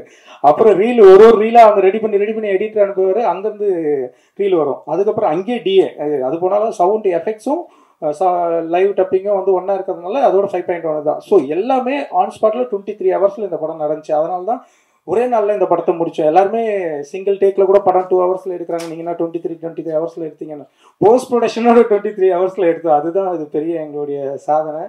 ஸோ அதெல்லாம் மீறி அதுக்கப்புறமா இந்த நடிகர்கள் அவங்கள பற்றி சொல்லவே முடியாது. என்னன்னு பார்த்தீங்கன்னா கரெக்டாக குட் ஃப்ரைடே நாங்கள் ஷூட் வைக்கிறோம். குட் ஃப்ரைடே போன வருஷம் அதுக்கு முந்தின நாள் எல்லாருக்கும் ரெஸ்ட்டு. அதுக்கு முந்தின நாள் தான் ரிஹர்சல். ஆதேஷ் பாலா சார்லேருந்து என் நண்பர் ஸ்ரீராம்லேருந்து சாம் சார் மட்டும் ஷூட்டிங்கில் இருந்தார், வர முடியல. மீதி எல்லா டெக்னீஷியன் எல்லா ஆர்டிஸ்ட் எல்லாருமே கேமராமேனு ஆர்ட் டைரக்டர் 2 பேர் மட்டும் வந்துட்டாங்க. இவங்க வந்துட்டாங்க. நாங்கள் ஒன்றுமே ரிஹர்சல் பண்ணலை. ஸ்கிரிப்டை மட்டும் ஒரு 1 week முன்னாடி அனுப்பிச்சிட்டேன். எல்லாரையும் வர சொல்லி சார் இதுதான் லொக்கேஷன், இந்த இடத்துல தான் உட்காருங்க, இந்த இடத்துல தான் பண்ணுறீங்க, இந்த இடத்துல தான் இது பண்ணுறீங்க அது பண்ணுறீங்க எல்லாமே சொல்லிட்டேன். ஹீரோயினையும் தம்பியை மட்டும் கோயில் திருவிழாவுக்கு வர சொல்லிட்டு அம்மா இந்த மாதிரி பண்ண போகிறீங்க, நீங்கள் இப்போ பண்ண போகிறீங்க, இந்த இடத்துல போலீஸ் வருவாங்க, இந்த இடத்துல இது பண்ணீங்கன்னு சொல்லி எல்லாத்தையும் சொல்லி முடிச்சாச்சு. அதேமாதிரி பிளான் பண்ணபடி நடக்குது. என்னன்னு பார்த்தீங்கன்னா ஆதேஷ் பாலா சாருக்கு வந்து அதுக்கு முந்தின நாள் கிரிவலத்துக்கு போயிட்டு வந்துட்டார். அவருக்கு ஃபீவர், செம்ம ஃபீவர், மனுஷன் கண்ணெல்லாம் அப்படியே ஒரு மாதிரி ஆயிடுச்சு. சார் நான் கிரிவலம் போயிட்டு வந்தேன், என்னால் நடக்கூட முடியல சார், ரொம்ப டயர்டாக இருக்குன்னாரு. எனக்கா ஒரு பக்கம் பையன், ஐயோ ஒரு நாள் ஷூட் ஆச்சு இவர் எப்படி அப்படின்னு பார்த்தா ஒரே ஒரு மாத்திரை மட்டும் தான் போட்டு ஒரு 10 நிமிஷம் தான் பத்திருப்பாருன்னு நினைக்கிறேன். அதுக்கப்புறமா அவர் படுக்கவே இல்லை. ஷூட்டிங் இன்னைக்கு மதியானம் ஒரு 2 மணிக்கு ஆரம்பிக்கிறோம், அடுத்த நாள் மதியானம் 1:30 மணிக்கு முடிக்கிறோம், 1:30 மணிக்குள்ளே முடிக்கிறோம். ஆனால் எங்களோட நிலைமை என்னன்னு பார்த்தீங்கன்னா 1:30 மணிக்குள்ளே முடித்தோம். அடுத்த எல்லாரும் ரெஸ்ட்டு தூங்கணும்னு தான் நினைப்பாங்க. எங்களை லைட் யூனிட் லாக் பண்ணதுனால எங்களால் வெளியே போக முடியல. எல்லாம் உட்காந்து அப்படியே பரபரப்பாக பேசிகிட்டு இருக்கோம், என்னடா இப்படி போகிறது, பணம் இல்லையா அப்படி இப்படின்னு பேசிகிட்டு இருக்கும்போது அங்கே லைட் யூனிட் எங்களை பார்த்து நாங்கள் சிரிச்சின்னு பேசிகிட்டு இருக்கோம். இத்தனைக்கும் அவ்வளோ வரிகளையும் சிரிச்சின்னு பேசிகிட்டு இருக்கோம். அப்படியா அப்படியா அப்படின்னு சிரிச்சின்னு தான் பேசிகிட்டு இருக்கோம். அதுக்கப்புறம் நைட்டு 10 மணிக்கு மேலே போலீஸ் வந்த பிறகு தான் நாங்கள் ரிலாக்ஸ் ஆகி வெளியே வந்தோம். நிறைய பிரச்சனைகளை அனுபவித்தோம். அதுக்கப்புறம் பார்த்தீங்கன்னா பிரச்சனைகள் இதுதான். படப்பிடிப்பு அனுபவம், இந்த அனுபவமே இல்லாமல் பண்ண படம் தான் பிதா. அதுக்கப்புறம் கலைஞர் நகர் 23 ஹவர்ஸ், இதோட ரெக்கார்டு நாங்கள் வருஷம் 23 ஹவர்ஸ்ன்ட்டு. அது பார்த்தீங்கன்னா எல்லாம் பெரிய ஆர்டிஸ்ட், பிரஜனு, Livingston sir, love today, Kathir, அது இதுன்ட்டு. ஸோ எல்லாமே பெரிய பட்டாலும். அது இந்த படம் அனுபவமே இல்லாமல் எடுத்த ஒரு படம் எதுன்னு பார்த்தீங்கன்னா பிதா. எங்களுக்கு வந்து ஷூட்டிங் எப்படி எடுக்க போகிறோம், ஏது ரிகர்ஸ் எல்லாம் பக்கம் பிளான் பண்ணிட்டோம், எல்லாம் இது பண்ணியாச்சு, எடுத்து முடிச்சிட்டோம். அதுவே பெரிய அனுபவம். பட்டு 23 மணி நேரத்தில் நாங்கள் அந்த கிட்டத்தட்ட அந்த இடத்துல பார்த்தீங்கன்னா அந்த கோயில் திருவிழாவுக்கு ஒரு 50,000-லேருந்து 60,000 பேர் கிட்ட இருப்பாங்க அந்த திருவிழாவில். அந்த திருவிழாவில் படம் எடுக்கணும், எந்த பக்கம் பார்த்தாலும் அவங்க கேமரா இருக்கும், அவங்க கேமராவை ஏமாற்றணும், அவங்க எங்கே பார்த்தாலும் போலீஸ் இருக்கும், போலீஸை ஏமாற்றணும். இதில் 2 சின்ன கேரக்டர். இதில் நீங்கள் படம் பார்த்தீங்கன்னா தெரியும், சின்ன சின்ன ஒரு சீன் வந்திருந்தாலும் அவங்க படத்தில் பேசுறது. சின்ராஜ் சார் வந்திருக்காருன்னு நினைக்கிறேன். அவரு ஒரே ஒரு சீன் தான் வருவார், அவர் ஸ்கோர் பண்ணிட்டு போயிருப்பாரு. போலீஸ் கேரக்டர் 2 பேர் வந்துருப்பாங்க, அவங்க ஸ்கோர் பண்ணிட்டு போயிருப்பாங்க. ஆரஞ்சு மிட்டாய் பிரபா எல்லாருமே வந்து அவங்க ஒரு சீன் வந்தாலும் ஸ்கோர் பண்ணிட்டு போயிருப்பாங்க. அந்த திருவிழாவில் அவ்வளோ சீட் பண்ணி அவ்வளோ பிளான் பண்ணி எடுக்கிறோம். அந்த பிரச்சனையும் மாட்டியும் தப்பிச்சு படத்தை முடிச்சு இன்னைக்கு வந்து திரைக்கு வருது. ஸோ இதுக்கப்புறம் என்னுடைய cameraman, music director, art director, so எல்லாருமே நன்றி. ரொம்ப முக்கியமாக சொல்ல போனால் ஸ்ரீராம், அவர் வந்து பார்த்தீங்கன்னா என்னுடைய நெருங்கிய நண்பர், ஒரு 10-15 வருஷமாக நண்பர். அவர் சொன்ன மாரி தான் படத்தில் ஒரு சின்ன கேரக்டர் தான் நண்பா, ஆனால் நீ தான் ஹீரோ அப்படின்னு. நீ எனக்கு 0 கொடுத்தா கூட நான் வந்து நடிக்கிறேன் அப்படின்னு சொல்லி வந்து நடித்தவர் தான். ஸோ அவருக்கு நன்றி. சாம் சார் கேரக்டருக்கு ஏகப்பட்ட பேரை செலக்ட் பண்ணோம். யாருமே பெரிய பெரிய ஆக்டர்லாம் கூட செலக்ட் பண்ணி நடிக்க வைக்கணும்னு பார்த்தா எங்கே சுற்றினாலும் சாம் சார் தான் வந்து நிற்கிறார். ஸோ அந்த நிற்கிறதோட பிரதிபலிப்பு தான் இன்றைக்கி இந்த படத்தில் பெரிய அச்சீவ்மெண்ட்டு. சாம் சாருக்கு மீண்டும் ஒரு பெரிய நன்றி. இந்த விழாவுக்கு வருகை தந்த எல்லாருக்குமே மிக்க மிக்க நன்றி. அரவிந்த்ராஜ் சாருக்கு வந்து நான் செல்லப்பிள்ளை மாதிரி என்னுடைய நிகழ்ச்சிக்கு எல்லாத்துக்குமே வந்துடுவார். நான் வளரணும்னு ஆசைப்படுறதில்ல அவர் ஒருத்தர். அரவிந்த்ராஜ் சார் வணக்கம். பேரரசு சார் இது வரையும் நேரில் இது வரையும் மீட் பண்ணதில்லை, இதுதான் ஃபஸ்ட் டைம். சார் நல்லா அற்புதமாக அழகாக பேசுனீங்க, உங்களுக்கு நன்றி சார். அப்புறம் மாஸ்டர் மகேந்திரன் சார் வணக்கம். ஜெனிஸ் சார் மூலிமா நீங்கள் வந்தீங்க, ஸோ உங்களுக்கு நன்றி. பைரி ஹீரோ சையத், அவருக்கு ஒரு கதை சொல்லிட்டு வந்தேன். அவருக்கு நெக்ஸ்ட் ஒரு ப்ராஜெக்ட் ரெடி ஆகிட்டு இருக்கு. அது ஒரு குட் நியூஸ் என்னன்னு பார்த்தீங்கன்னா, என்னுடைய குருநாதர் ரமேஷ் செல்வன், உளவுத்துறை, ஜனனம், ரன்வே இந்த படம்லாம் எடுத்திருந்தாரு. ஒரு முந்தானத்தை எனக்கு கால் பண்ணார். காலையில் கால் பண்ணி சுகன் பேப்பரில் போஸ்ட் பார்த்தப்பா, வாழ்த்துக்கள் பண்ணார் சார், ரொம்ப சந்தோஷம் சார், நீங்கள் எனக்கு வாழ்த்துக்கள் சொல்கிறது ரொம்ப சந்தோஷம் சார்னு. என்ன பட்ஜெட்டில் இந்த படத்தை பண்ணேன்னாரு சார். ஒரு சின்ன பட்ஜெட்டில் தான் சார் பண்ணோம் அப்படின்னு. இல்லைப்பா சொல்லுப்பா சொல்லுவா. அப்புறம் நான் சொன்னேன் இது பண்ணிட்டு, சரிப்பா ஒன்று பண்ணு, நீ என்ன பண்ணுற, நான் வெளியூருக்கு போகிறேன், சண்டே வந்துடும், நீ மண்டே வந்து எனக்கு கதை சொல்லு, உடனே ஆரம்பிச்சிடும், நவம்பரில் படம் ரிலீஸ் பண்ணுறோன்னாரு. எனக்கு ஒன்றுமே புரியல, என்னடா இது திடீர்னு ப்ரொடியூசர் கிடைக்கிறதே கஷ்டம், படம் ரிலீஸே ஆகல, அதுக்குள்ளேயே இவர் வந்து நீ வந்து திங்கக்கிழமை கதை சொல்லிட்டு அவள் தான் அட்வான்ஸ் வாங்கிப்போ, நவம்பரில் நம்ம படத்தை ரிலீஸ் பண்ணலான்னாரு. ஸோ அவர் படம் பண்ணுறாரு பண்ணலன்றது 2வது விஷயம். ஆனால் என்னுடைய குருநாதர் எனக்கு வந்து ப்ரொடியூஸ் பண்ணுறேன்னு சொன்னது அது எனக்கு ஒரு பெரிய சந்தோஷம். இதில் இன்னொரு விஷயம் பார்த்தீங்கன்னா, எல்லாருமே கொஞ்சம் பெரிய ஆர்டிஸ்ட்டு நடிச்சிருக்காங்க. அனு கிருஷ்ணா வந்து இந்த படத்தில் காசு வாங்காமல் நடிச்சிருக்காங்க, ஹீரோயின். அவங்க தங்கச்சின்னு தான் கூப்பிடுவேன். ₹1 கூட காசு வாங்கலை அவங்களுக்கு. அப்புறம் சிவன், அவரும் காசு வாங்கலை, சேலத்துலேருந்து வந்து நடிச்சிருக்காரு, அவரும் காசு வாங்கலை. எல்லாருமே கம்மியாக தான் காசு வாங்கினாங்க. காசு வாங்கலைன்றதுக்கு மற்றவங்களாம் காசு அதிகமாக வாங்கிட்டாங்களே, எல்லாருமே கம்மியாக தான் வாங்கினாங்க. இருந்தாலும் அந்த நட்டுன்ற ஒரு இது வந்து இந்த படத்து மூலிமா ஏற்பட்டுச்சு. அதுக்கப்புறமா நான் அடுத்தடுத்த படங்கள் பண்ணும்போது அதில் நான் இவங்களை போடலன்னு அவங்க ஃபீல் தான் பண்ணுறாங்க. பட் இருந்தாலும் தொடர்ந்து நம்மளால் கொடுக்க முடியாது இல்லையா, அந்தந்த கேரக்டருக்கு ஏற்ற மாதிரி தான் கொடுப்போம். அடுத்தது இதே கூட்டணி அடுத்த படம் இப்போ ஆரம்பிக்கிறதுல சேர்றோம். ஸோ எல்லாருமே அந்த படத்தில் இருப்பீங்க, அது சொல்லிக்கிறேன். அப்புறம் என்னுடைய மகன் இதில் வந்து பண்ணியிருக்கான். அப்போ அவனுக்கு 8 வயசு.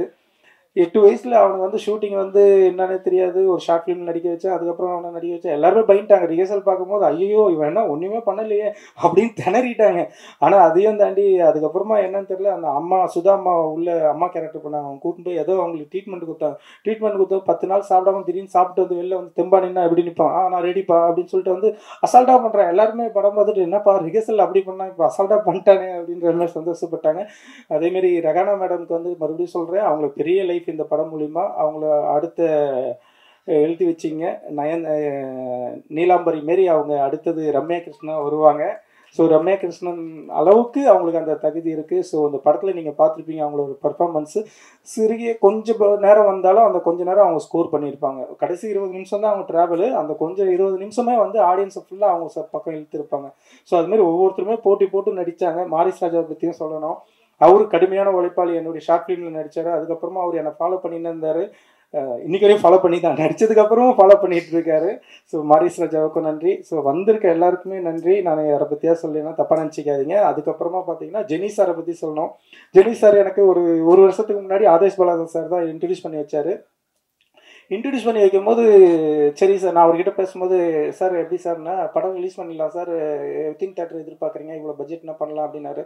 நான் அவர்கிட்ட அப்போ சொல்லுவது என்ன சொன்னேன்னா, நான் வந்து தரமான படம் எடுத்திருக்கேன், நான் எல்லாம் காசு கொடுத்தெல்லாம் ரிலீஸ் பண்ண மாட்டேன். ஸோ படம் நானே தான் நீங்களாம் வாங்கி ரிலீஸ் பண்ணால் பண்ணீங்கன்னு அந்த புரிதலோடு இவ்வளோ நாள் ட்ராவல் பண்ணி இப்போது படம் பண்ணியிருக்கோம். இதில் ஒரு பெரிய குட் நியூஸ் என்னென்னா, என்னுடைய தயாரிப்பாளர் என்னுடைய கடவுள் அவர் சொல்லியிருக்க ஒரு வார்த்தை என்னென்னா, ஜெனி சார்கிட்ட என்னுடைய 3 படத்தையும் நீ ரிலீஸ் பண்ணுப்பா அப்படின்ட்டாரு. ஸோ அந்த அளவுக்கு அவர் ஒரே மீட்டிங் தான், அந்த மீட்டிங்லேயே அவர் நல்ல பேர் வாங்கியிருக்காரு. அது ஒரு எனக்கு சந்தோஷம். ஏன்னா நான் கொடுக்குற ஆள்லாம் நல்ல actor.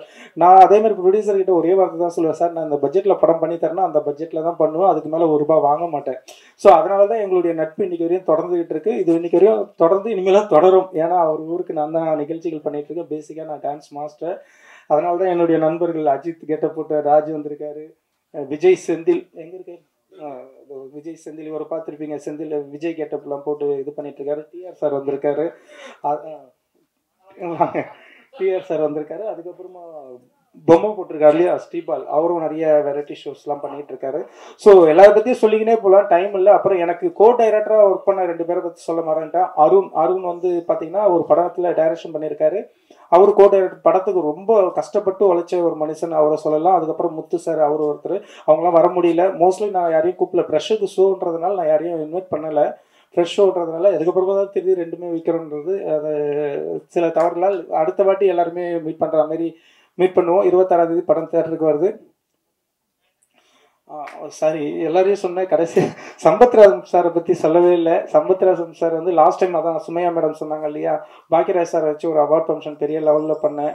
First prize, second prize, third ப்ரைஸ்ன்ட்டு ஷார்ட் ஃபிலிம் அவார்ட் ஃபங்க்ஷன் பெரிய லெவலில் பொருள் செலவில் பண்ணும்போது சம்பத்ராஜ் சார் அப்போ சீஃப் கெஸ்ட்டாக வந்தார். அவருடைய நட்பு கிடச்சி. ஆனால் இந்த படத்தில் பண்ண வேண்டியது அவர் வேறு ஒரு ஷூட்டிங்கில் இருந்ததுனால பண்ண முடியாமல் போயிடுச்சு. அடுத்த படம் கலைஞர் நகரில் பண்ண வேண்டியது, அந்த டைமில் என்னால் அவரை கூப்பிட முடியாமல் போயிடுச்சு. சார் மன்னிச்சிங்க. அடுத்தது கண்டிப்பாக எல்லாருமே சேர்ந்து பண்ணுவோம். சையத் சார் ரெடியாக இருங்க.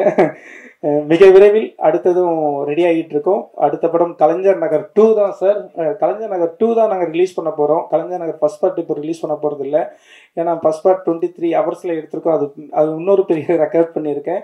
கலைஞர் நகர் 2 வந்து இந்தமாரி இதுவாவது 40,000 பேர் பார்த்துருப்பீங்க. அதில் வந்து கிட்டத்தட்ட ஒரு 2 லட்சம் 3 லட்சம் பேரை வச்சு பண்ணியிருக்கேன் கலைஞர் நகர் 2. அதுவும் மிக விரைவில் தேட்டருக்கு வருது. ஸோ அனைவருக்கும் நன்றி. சுமையா மேடமுக்கும் நன்றி. ஐயோ சாரி, இந்த படத்தில் அருள்மணி சார் இப்போ இல்லை அவர். ஸோ அவர் இந்த படம் பண்ணும்போது அவர் எனக்கு ரொம்ப சப்போர்ட் பண்ணார். அவரை நான் எப்படி மறந்தேன்னு தெரியல. அருள்மணி சார் இன்னைக்கு எங்களை விட்டு பிரிந்தாலும் இந்த படத்து மூலிமா எல்லார் மனதிலையும் நிற்பார் என்றது நம்புகிறேன். நன்றி, வணக்கம். சார் பிஆர் கோவிந்தராஜ் சாருக்கும் எங்கள் குழு சார்பாக நன்றி தெரிவித்துக் கொள்கிறேன்.